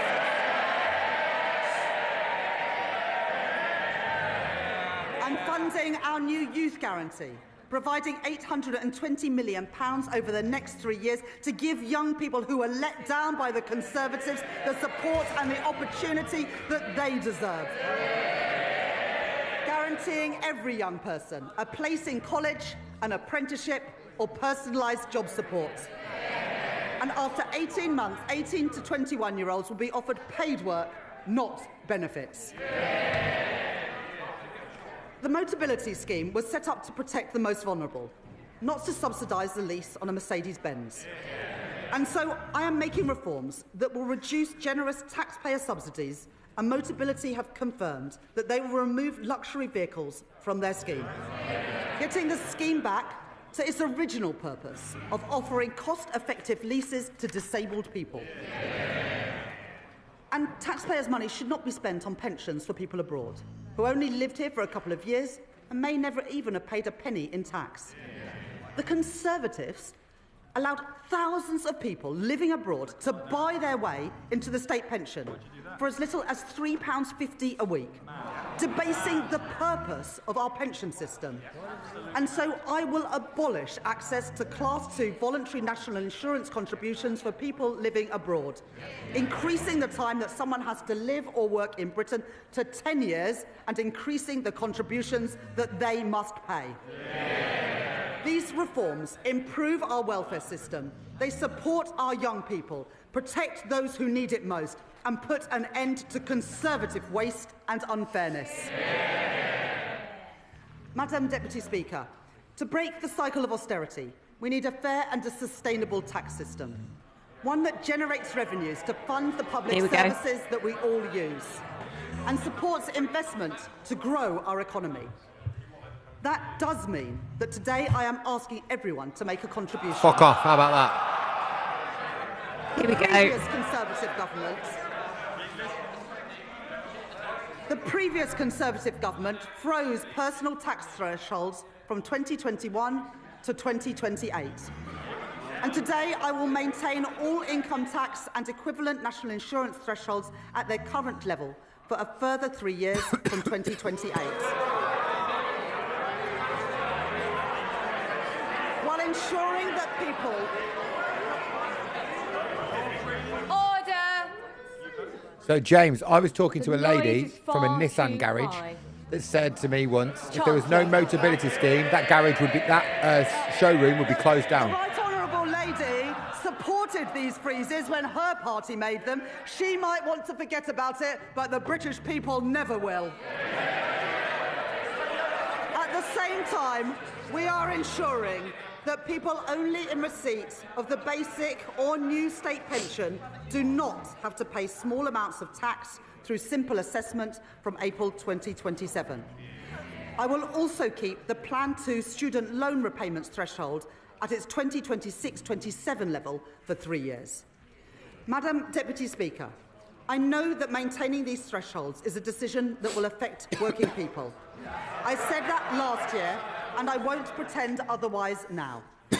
Madam Deputy Speaker, I am asking everyone to make a contribution, but I can keep that contribution as low as possible because I will make further reforms to our tax system today to make it fairer and to ensure that the wealthiest contribute the most. The Conservatives knew that our tax system didn't work. Time and time again, they ducked the necessary reforms, leaving a system unfit for a changing economy, with unfairness that they refused to address. Currently, a landlord with an income of £25,000 will pay nearly £1,200 less in tax than their tenants with the same salary, because no national insurance is charged on property, dividend or savings income. It's not fair that the tax system treats different types of income so differently. Here we go. So there'll be no people investing in houses for renting. Tax on property, savings and dividend income by 2 percentage points, and the additional rate of tax on property and savings income by 2 percentage points. Even after these reforms, 90% of taxpayers will still pay no tax at all on their savings. As well as narrowing the gap between the tax on income from assets and income from work, I also believe that a fair society is one where the wealthiest pay their fair share. The reforms I made last year will raise an additional £8 billion a year by 2020-30 from wealth. I increased taxes last year on private equity, private schools and private jets. I abolished the non-dom tax regime. And this year, I will make 2 changes to cap trust charges and prevent avoidance. I reformed inheritance tax on agricultural and business assets. And this year, I am aligning those reforms with wider inheritance tax rules by allowing the transfer of the 100% relief allowance between spouses, balancing the taxation of these valuable assets with the realities of family life. In this budget, I will take further steps to deal with a long-standing source of wealth inequality in our country. A Band D home in Darlington or Blackpool pays just under £2,400 in council tax, nearly £300 more than a £10 million mansion in Mayfair. And so, from 2028, I am introducing the high-value council tax surcharge in England, an annual £2,500 charge for properties worth more than £2 million, rising to £7,500 for properties worth more than £5 million. This will be collected alongside council tax, levied on owners, and we will consult on options for support or deferral. This new surcharge will raise over £400 million by 2031 and will be charged on less than the top 1% of properties. Madam Deputy Speaker, reliefs in our tax system cost the taxpayer billions of pounds a year, but many of them no longer serve their original purpose. The government rightly provides generous tax relief for people paying into a pension, relieving income tax on all contributions and on the investment itself, as well as national insurance relief on employer contributions, at a cost of over £70 billion a year to the Exchequer. This budget makes no changes to those reliefs or to the tax-free lump sum. But salary sacrifice for pensions, which was intended to be a small part of our pension system, is forecast to almost treble in cost to other taxpayers from £2.8 billion in 2017 to £8 billion So you're about to slash by the relief on 2030, your pensions for with your the salary greatest sacrifice. benefit going to the highest earners, or to those in the financial services sector putting their bonuses into pensions tax-free, while those on the minimum wage or those whose employers don't offer salary sacrifice don't benefit at all. That is not sustainable for our public finances, putting pressure on the tax that everyone else pays. And so I am introducing a £2,000 cap on salary sacrifice into a pension, with contributions above that taxed in the same way as other employee pension contributions. That is a pragmatic step so that people, especially on low and middle incomes, can continue to use salary sacrifice for their pension without paying any more in tax than they do now, and to give individuals and employers time to adjust to these new arrangements. These changes will come into effect in 2029. She's just getting The started, mate, coalition on the tax stuff. introduced 100% relief from capital gains tax on business sales made to employee ownership trusts, creating a route for gains to go completely untaxed when businesses are sold. I will reduce that relief to 50%, retaining a strong incentive for employee-owned companies. And as we work towards doubling the size of the cooperative economy, the Department for Business and Trade will launch a call for evidence on how we can better support co-ops to grow.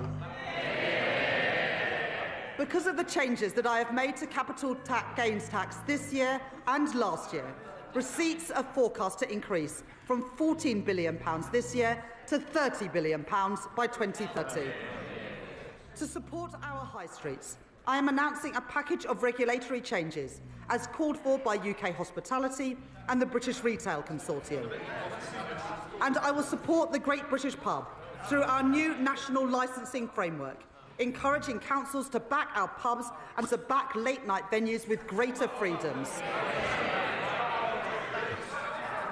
For business rates, I will introduce permanently lower tax rates for over 750,000 retail, hospitality and leisure properties, the lowest rates since 1991, paid for through higher rates on properties worth more than £500,000, like the warehouses used by online giants.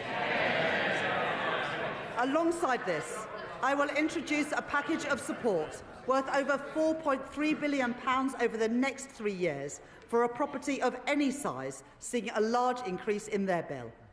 And to support a level playing field in retail, I will stop online firms from undercutting our high street businesses by ensuring customs duty applies on parcels of any value. I will reform our motoring taxes. That's Shine exempting screwed. search and rescue vehicles Sheen, from yeah. vehicle Sheen, excise yeah. duty, as called for by my honourable friends, the member for the Western Isles and for Whitehaven and Workington. And because all cars contribute to the wear and tear on our roads, I will ensure that drivers are taxed according to how much they drive, fuck off. and not just by the type of car they own. I benefit from this By because I don't do many introducing miles. the But it's a electric piss take. vehicle excise duty on electric cars. This will be payable each year alongside vehicle excise duty at 3p per mile for electric cars and 1.5p for plug-in hybrids, helping us to double road maintenance funding in England over the course of this Parliament. And alongside this, I am providing support to boost our British car industry, increasing the threshold for the I'll expensive just stick to car my 3 litre V6, supplement on babe. electric vehicles to £50,000, saving over 1 million motorists £440 a year. Providing £1.3 billion additional funding for the electric car grant, extending it to 2030 and taking total funding to £2 billion. As well as delaying changes to the employee car ownership scheme. In addition, we're investing a further £200 million to accelerate the rollout of EV charging, as well as 100% business rates relief for EV charge points for the next decade, with thanks to my honourable friend, the member for Camborne and Redruth, for his representations on this policy. And I will improve competition in our taxi industry by ending ride-hailing companies' use of a discount scheme intended for coach tours, as called for by Steve McNamara, the General Secretary of the Licensed Taxi Drivers Association, legislating to restrict access so that everyone pays fairly and protecting £700 million of tax revenue each year. I am responding to our consultation on landfill tax, and listening to representations, particularly from our house building industry. I will not converge towards a single rate, but I will prevent the gap between the two rates from widening to balance the need to address tax avoidance in the current structure. I will today Tomorrow, publish 1 p.m, Raymond Des, Camm's report we've into got the a loan live charge, stream along with the with the government's UK's response, crypto award-winning, setting out the a new award-winning settlement crypto accountant of the opportunity year. that will That's a finally question for allow him. people 1 p.m. to tomorrow. finalise Come to their the stream. position and draw a line under this long-standing issue. And I'd like to thank my honourable friend, the member for Milton Keynes Central, for her representations on this subject. I will continue with the planned uprating for tobacco duties that I set out last year and uprate alcohol duties by inflation, along with our plans to introduce a vaping products duty in 2026 and changes to the soft drinks industry levy announced by my right honourable She's friend, attacking the Health milkshakes and Secretary vapes. I yesterday. hate her so much. And I'd like to thank the Exchequer Secretary to the Treasury for his work on all the tax measures in this budget. I will also reform gambling taxes in response to the rise in online gambling. Remote gaming is associated with the highest levels of harm. And so I am increasing remote gaming duty from 21% Gaming to 40%. or gambling? With duty on online betting increasing from 15% to 25%. I am making no change to the taxes on in-person gambling or on horse racing. And I am abolishing bingo duty entirely from April next year. Bingo duty? Who knew there was bingo duty? Taken together, my reforms to gambling tax will raise over £1 billion per year by 2031.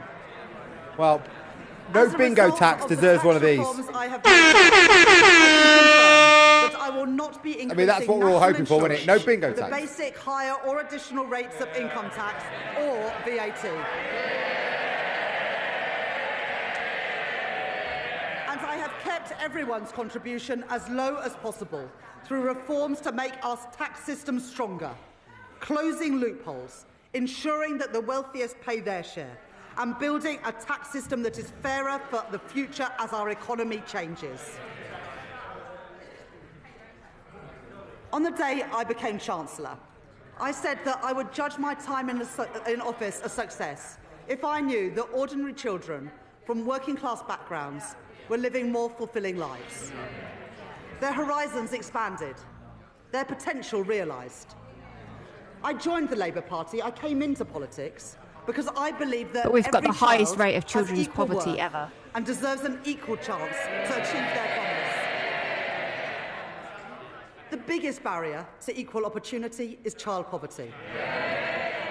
Because for every child that grows up in poverty, our society pays a triple cost. The first and the heaviest is to the child. Going to school hungry, waking up in a cold home, or in another B&B.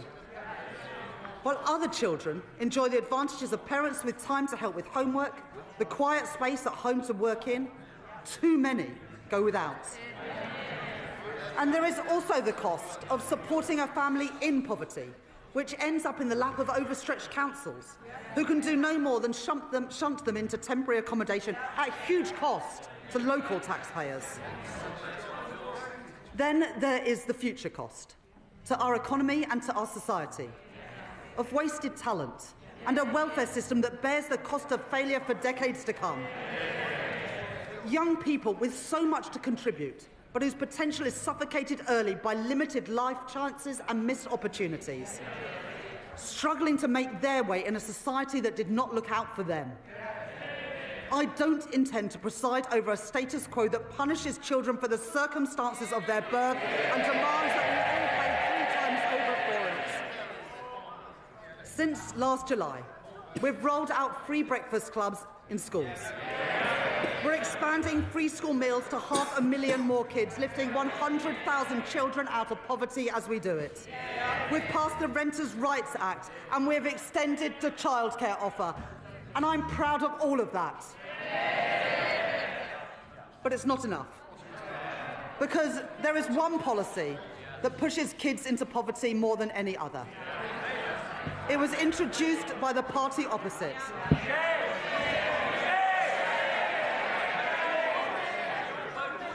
They said it would save money and that it would bring about behavioural change, disincentivising poorer families from having more children.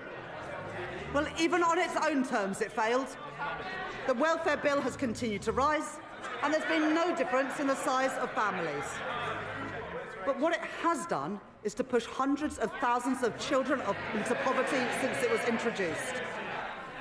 They said they were punishing parents' choices, but it's the kids who have paid the price. They've paid the price for the policies of a party which opted for cynical gimmicks over real savings in our welfare system.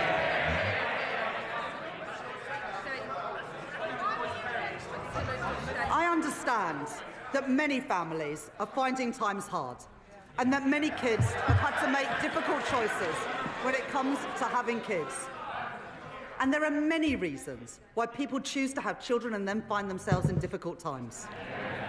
The death of a partner, separation, ill health, a lost job. I don't believe that children should have to bear the brunt of that. And neither can I, in good conscience, leave in place the vile policy known as the rape clause, requiring women to prove if their child has been conceived non-consensually to receive support. I'm proud to be Britain's first female Chancellor of the Exchequer. I take the responsibilities that come with that seriously. I will not tolerate the grotesque indignity of women of the rape clause any longer. It is dehumanising, it is cruel, and I will remove it from the statute book.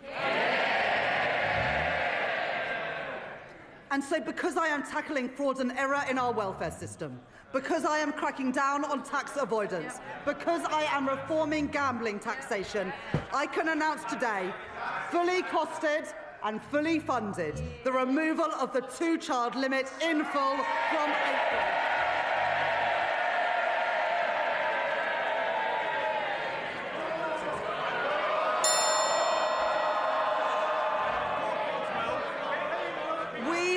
This side of the house. It's amazing what people get so angry about, and we've seen their true colours today. The thing they get angry about is lifting children out of poverty. Order! Order. Our constituents will want to hear the Chancellor. I think our constituents have heard all they need to from the party opposites today. We on this side of the House do not believe that the solution to a broken welfare system is to punish the most vulnerable. We are lifting 450,000 children out of poverty with the end of the two-child limit. And, Madam Deputy Speaker, combined with other actions we are taking, this Labour government is achieving the biggest reduction in child poverty over a parliament since records began. That is the difference that this Labour government is making. Madam Deputy Speaker, I know how worried families are about the cost of everything. Worried that their money won't stretch to the end of the month. Worried that price... I think if you've got a house that's worth £5 million a year, you can probably afford it. But you get more exercise about reducing child poverty than you do about the richest paying more. Under this government, wages have risen by more since we were elected than in 10 years under the last government. With lower interest rates already saving families £1,200 a year off a typical new mortgage, compared to that to when Liz Truss was Prime Minister. But I know that people still face pressure on their budgets day to day and week to week. And where there is more to do, where we can provide relief, we are doing it. Extending the bus fare cap, cracking down on rip-off price hikes, freezing prescription charges, and freezing rail fares for the first time in 30 years.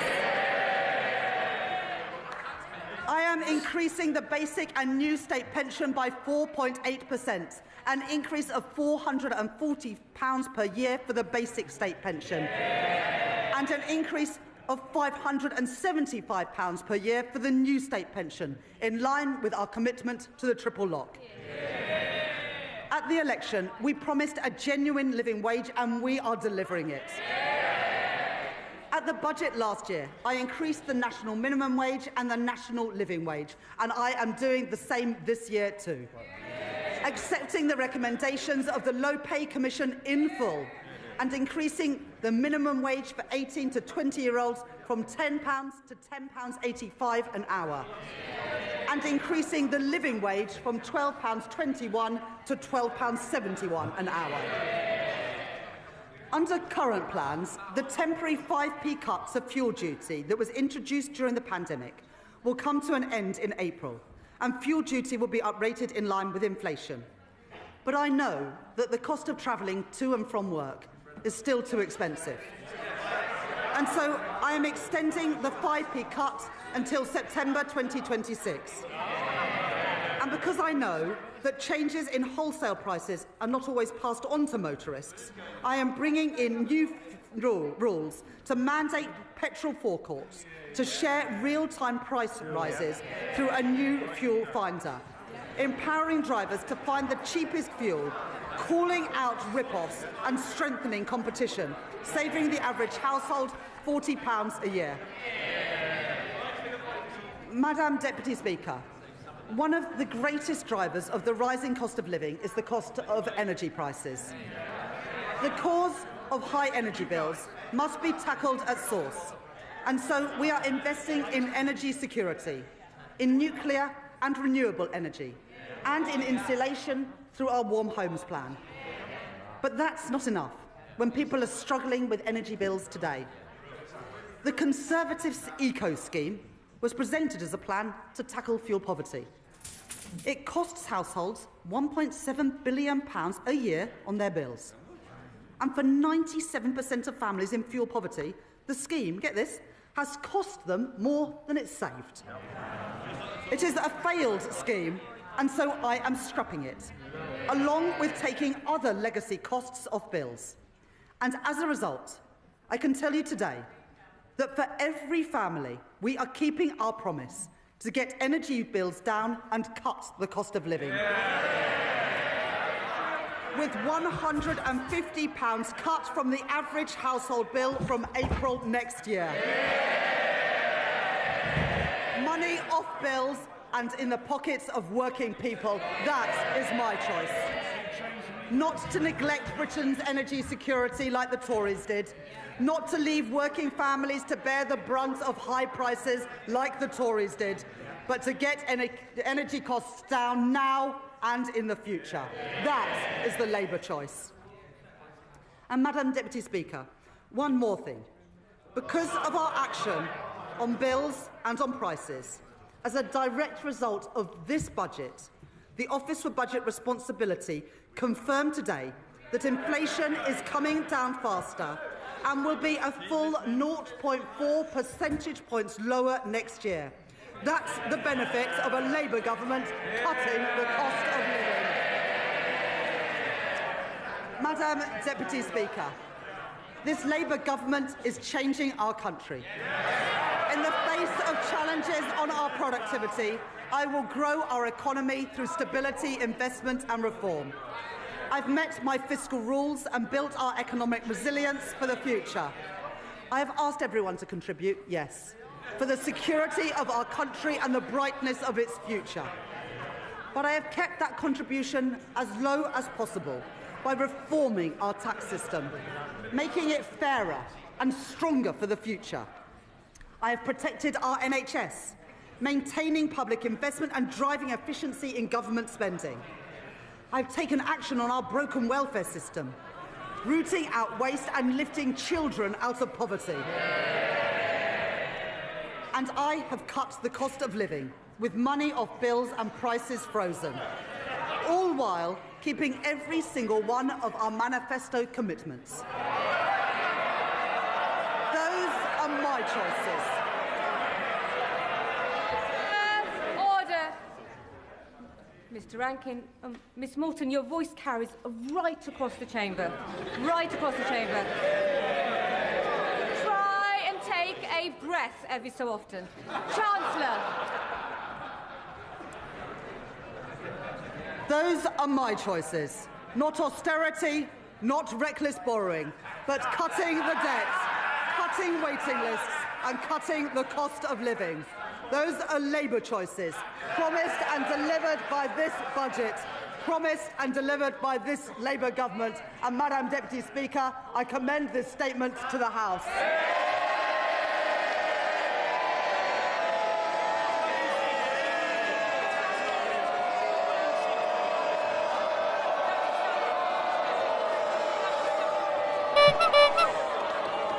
What do we think of that then? Ain't finished. Order! Under Standing Order number 51, the first motion entitled Provisional Collection of Taxes must be decided without debate. Will the Chancellor of the Exchequer please move formally? Chancellor, please move formally. Formally. The question is that pursuant to Section 5 of the Provisional Collection of Taxes Act 1968, provisional statutory effect shall be given to the following motions. Stamp duty reserve tax, UK listing relief, motion number 60. Rates of tobacco products duty, motion number 65. As many of their opinions say aye. Aye. Of the contrary, no. The ayes have it. The ayes have it. We now come to the motion entitled Income Tax Charge. It is on this motion that the debate will take place today and on the succeeding days. The questions on this motion and on the remaining motions will be put at the end of the budget debate on Tuesday, the 2nd of December. I call the Chancellor of the Exchequer to move the motion formally. Formally. The question is that income tax is charged for the tax year 2026-27, and it is declared that this and is expedient in the public interest that this resolution should have statutory effect under the provisions of the Provisional Collections of Taxes Act 1968. I now call the Leader of the Opposition. Leader of the Opposition.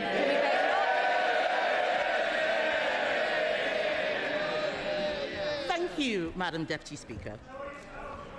And may I congratulate the Right Honourable Lady on delivering her second budget. I hope she enjoyed it, because it really should be her last. Yeah. What a total humiliation. A total humiliation. Last... Can colleagues who are exiting the chamber do so swiftly so we can focus on the Leader of the Opposition? Swiftly exit, quietly. Right. Leader of the Opposition. It's a total humiliation, Madam Deputy Speaker. Last year, she put up taxes by £40 billion, the biggest tax rate in British history. She promised that she wouldn't be back for more. She swore it was a one-off. She told everyone that from now on, it would be stability and she would pay for everything with growth. Today, she has broken every single one of those promises. If she had any decency, she would resign. At the last budget, she said she was proud to be the country's first ever female Chancellor. After this budget, she will go down as the country's worst ever Chancellor.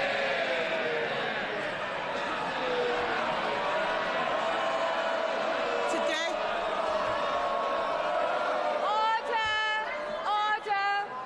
Order! And the Chief Whip in particular knows that we don't allow clapping in the chamber. Leader of the Opposition.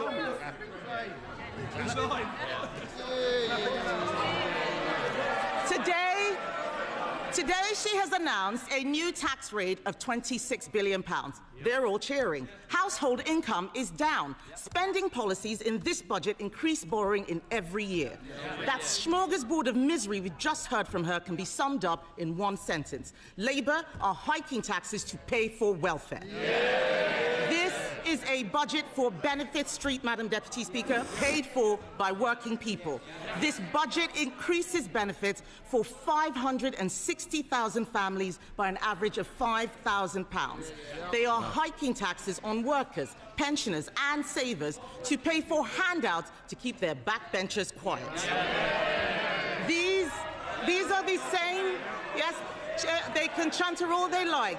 These are the same backbenchers, Madam Deputy Speaker, who cheered last year when she taxed jobs and left more than 100,000 people without an income.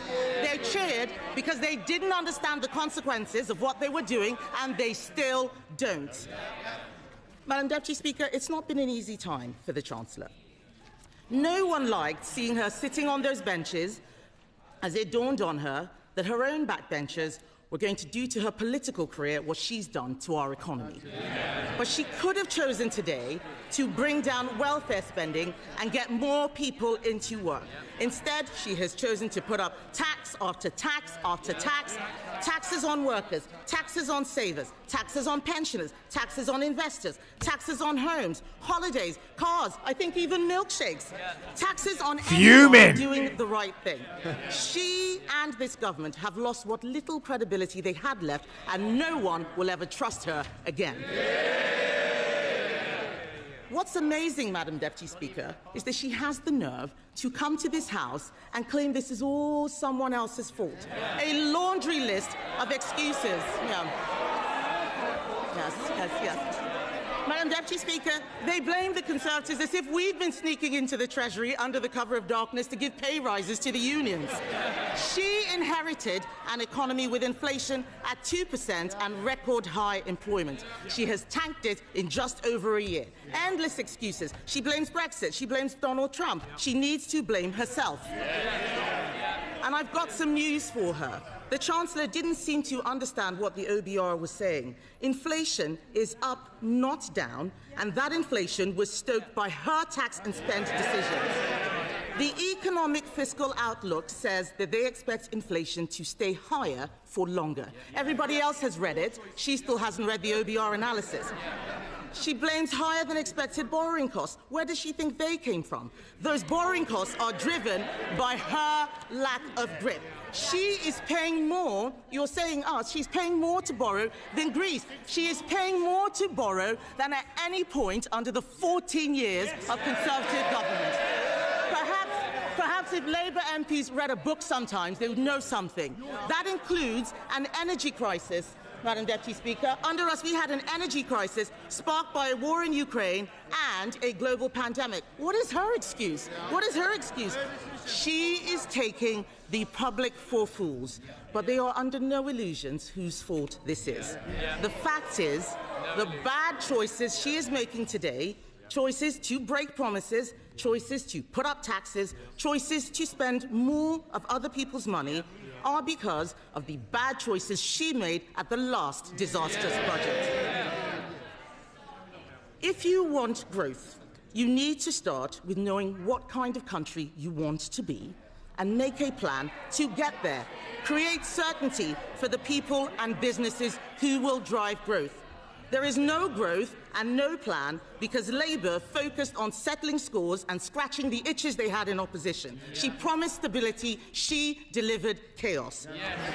Just look at the circus around this budget. First the leaks, then more leaks to try to undo the damage. Calling panicky press conferences, U-turning on her U-turns, rolling the pitch one day only to plough through it the next. She had the cheek to talk about stability, Madam Deputy Speaker. She has become the first Chancellor in history to release the whole budget ahead of time. This is extraordinary. It tells you everything you need to know about her grip on the Treasury. She's making the UK a shambolic laughingstock to international investors, and if she doesn't resign for breaking her promises, she should sure as hell go for this.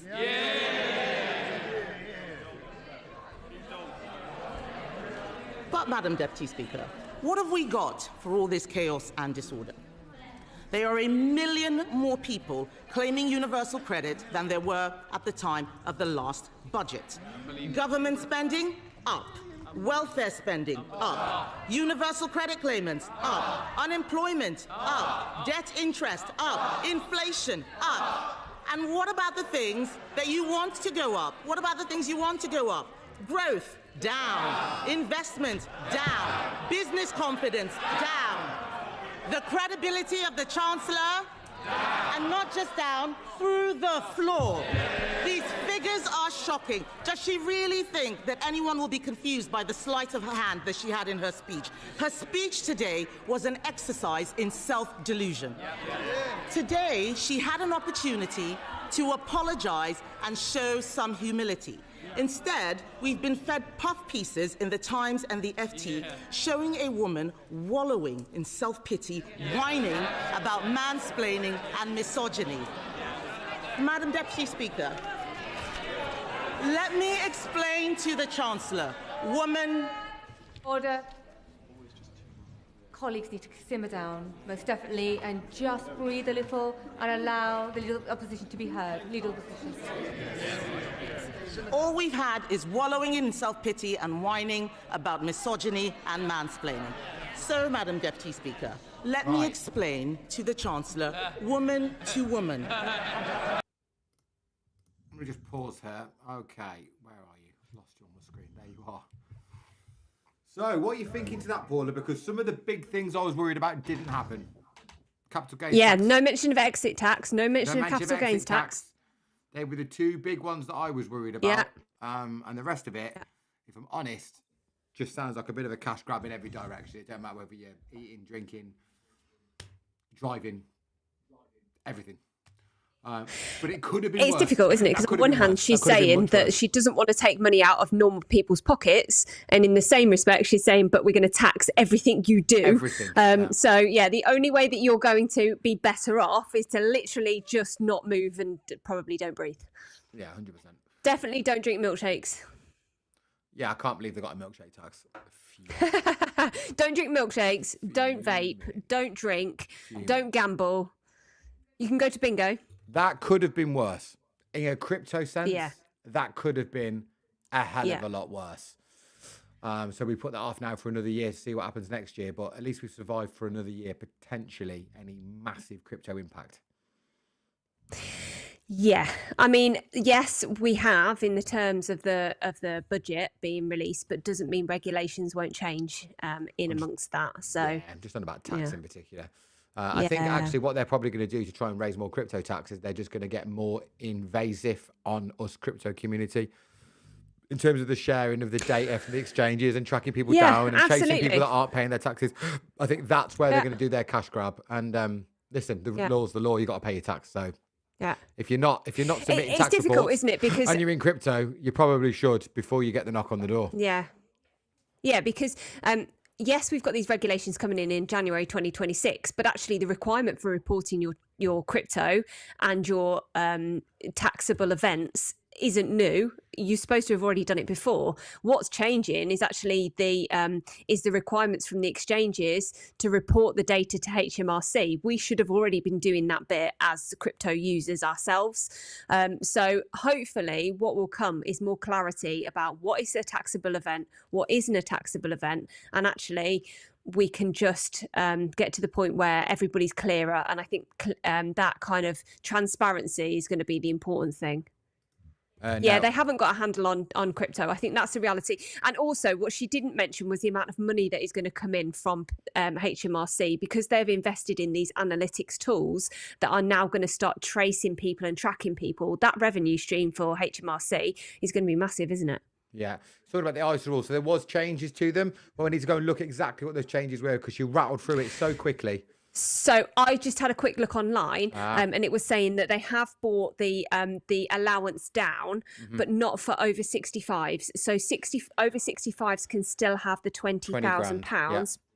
But let me just, I feel like it's 12. So savers will be able to put up to £12,000 into cash ISAs tax-free each year. This is reduced from 20,000 in the hopes that Brits will instead put their money into stocks and shares ISAs. Over 65s can retain the full £20,000 allowance. So that's what they're doing. I've got a list of it all here. So Stu Stocks in the comments here has messaged me. So I've got a list of everything here. So the basic rate is going to stay the same. That's all going to stay the same. They're driving the EV is definitely going to cost more because they're now going to start charging people per mile, which is crazy. 3p per mile, yeah. If you get a pay rise, eligible workers aged 21 and over on the national living wage will receive £2.71 an hour, up from £12.71 an hour, up from £12.21. If you're aged 18, 19, or 20, wages will increase to £10.85 an hour, up from £10. And for those aged 16 to 17, the minimum wage will rise to £8 an hour from £7.55. Some homeowners are going to start paying more tax because of the banding of the properties. Yeah, for council tax. Yeah, council tax banding in England. So if you're that's over £2 million. Yeah, they're going to put extra on top of that. The train fares in England won't go up. To be honest, after catching the train to London return the other week, and it cost me nearly 270 quid, I need to bring the prices down, not up. I'm not helping I need to come down. Especially because then the train to come home was then cancelled and we were an hour and a half delayed. So if you're going to have an unreliable service, charging such a high amount of money is not ideal, is it? Yeah. Your work state pension will be affected because a third of private sector employees and a tenth of public sector workers use a salary sacrifice scheme. These workers give up a portion of their salary in return for the employer paying the equivalent amount into their pension. The benefit to both employer and the employee is that they make savings on national insurance. A £2,000 a year cap on the amount that can be put into pensions through this salary sacrifice will be until 2029. £2,000 per year? Yeah, of tax that you'll save, or national insurance contributions. Most benefits of state pensions will rise and go up.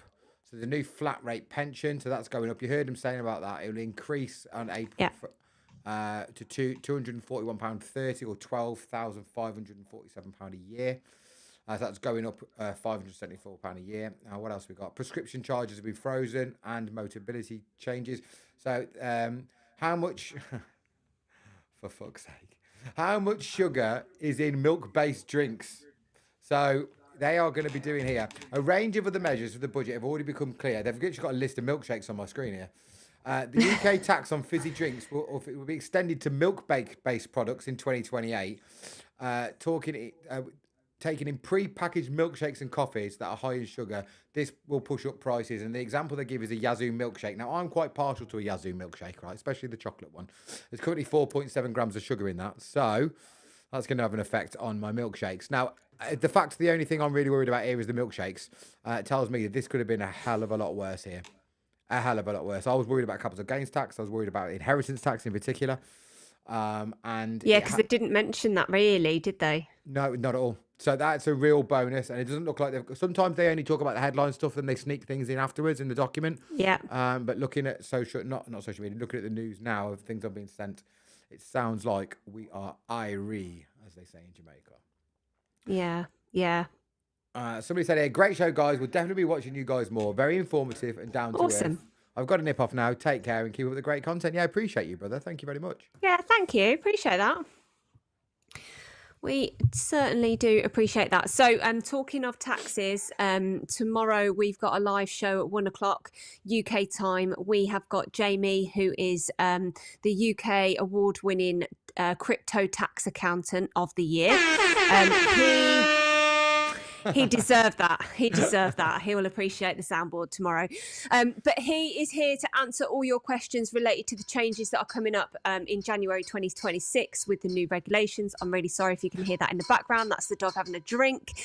But he is going to be here. We've got so many questions that have come from your the comments that you've put on our videos. So we're going to address all of them with him tomorrow. If you want any questions answering, jump on the live with us tomorrow at 1 p.m. This is interesting. Let me just pin this and talk to this person.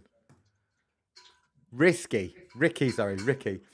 Crypto doesn't care about the UK budget. But you do if you're in crypto and you live in the UK, you absolute spoon, because that's where we pay tax. So if you're from the UK and you're into crypto, it's a very, very important thing. But I appreciate your comment, you big spoon. Right. Stu, I appreciate that for the seamless link comment. That was great. Guys took my advice on the headphones and sounds awesome. Yeah, appreciate that. Listen, we are new to doing lives on this platform. We spent a lot of our time on TikTok. Looking at Paula's mantle, it's already Christmas in the house. Yeah, these are actually up all year. But yeah, the boys want to put the Christmas tree up, but where my desk is at the moment, this is where the Christmas tree is going. So I'm not quite sure where that's going this year. But what was I saying? Yeah, on the whole live streaming on YouTube, it is new for us. So the more feedback we get, the better we can make the streams. We want to make YouTube our home. We've come over from TikTok, where we've both got a huge following and loads of people have followed us. But if you don't already subscribe to the channels, do give us a follow. It's Milkshakematty that way. The links in. It doesn't matter whose stream you're looking at. If you go to the description, there's a link for both of us in each other's stream. And I'm Paula Talks Crypto. And we are putting content out on the platform every single day, talking about markets, talking about geopolitics, talking about the macros, because the majority of people that are going to be watching us are going to be retail traders. And the reality is that the price on the chart is normally the last thing that happens. We want to give you as much information as we can about what else is going on in the wider world that affects crypto. So if you are new, like the stream here and give us a subscribe, we would really appreciate that. Before we go, we just want to let you guys know that Paula and myself are part of the Crypto Wolfpack. It's a crypto community. Yeah. We have got over 260 members now inside the Wolfpack ecosystem. And if you are looking for a community of down-to-earth people, not moon boys, not mean people, general, crypto normal bros. People. Yeah, not crypto bros. Although I wouldn't mind a Lambo. Gonna be honest. Yeah, this is not a crypto bro place. This is normal people that are predominantly from the UK and the US and Australia. And if you are looking for a community, then there's links in the description. Or you can go to cryptowolfpack.co.uk. And if you want to know the exact strategies that Paula and I have used during the bear markets and the bull markets to make money, both on spot and leverage, there's a completely free training course. If you head over to cryptowolfpack.co.uk, go and click on the crypto liftoff course. It's totally free, no paywalls. Go and click it, go and enjoy it. And yeah, I appreciate every single one that's come and watch. It's weird for us coming over to YouTube and having so little viewers compared to TikTok. I could get anything between 3 and 10 million views a month. Paula was doing millions of views a month. So to come over to YouTube with less viewers is weird for us. But I actually like it. It's and good. I'll tell you what, the comments are so much better. I'm telling you now, there is a difference between YouTube and TikTok, and the people over here seem a lot more switched on. Yeah, they've still had a little bit of banter, right? But on a whole, the comments have been better educated, more leveled, more insightful, if that's the right word. Insightful? Is that the right word? Yeah. And actually, I'm really glad we're making this transition over here. And this is going to be our home now. We've both committed a whole year of our lives. Every single day, we're going to make you content. Every single week, we're going to do you live streams. Then we're going to make a good view on it when we look at it where we are next year. And we're hoping the way our channels are growing. I've only been making content when we add up the amount of weeks. I've only been making content over here on YouTube for 13 weeks in total. I did a 4-week blast over in April and May, and then I've been doing it for 9 weeks here now. I'm just over 5,500 followers. Now in YouTube terms, that's pretty fast growth. Paula's only been making content for 4 weeks, 5 weeks. Yeah, maybe 5. 5 weeks. She's got 4,500 followers. Now, in YouTube terms, that's really quick. So we're really excited to see where this journey goes. So if you're not following us, please hit that subscribe button. And by the way, just before we end this video, press that like button because it helps the algorithm. You'll be helping us. And I will love you all as a brother and sister. Absolutely. And somebody said in the comments that they couldn't tune in tomorrow. So just so you know, the lives are all saved. So even after the live, you can go back onto our channels and you can watch it.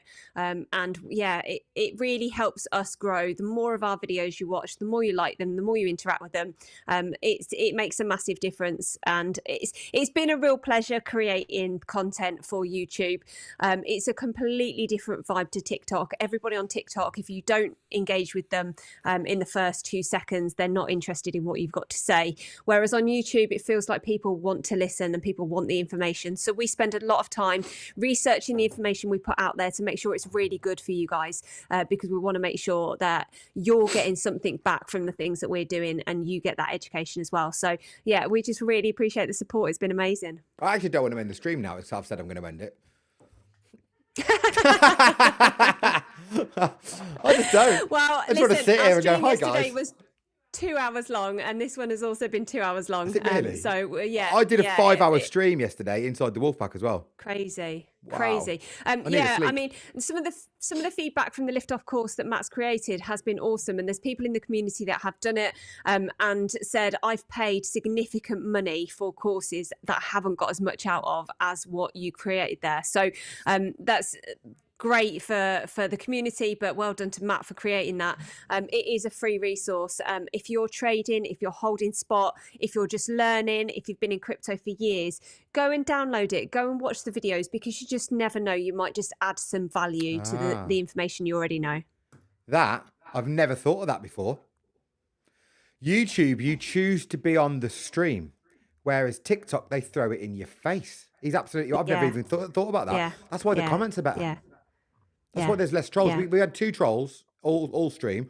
If I'd have streamed, or we'd have streamed on TikTok for 2 hours, we'd have had what?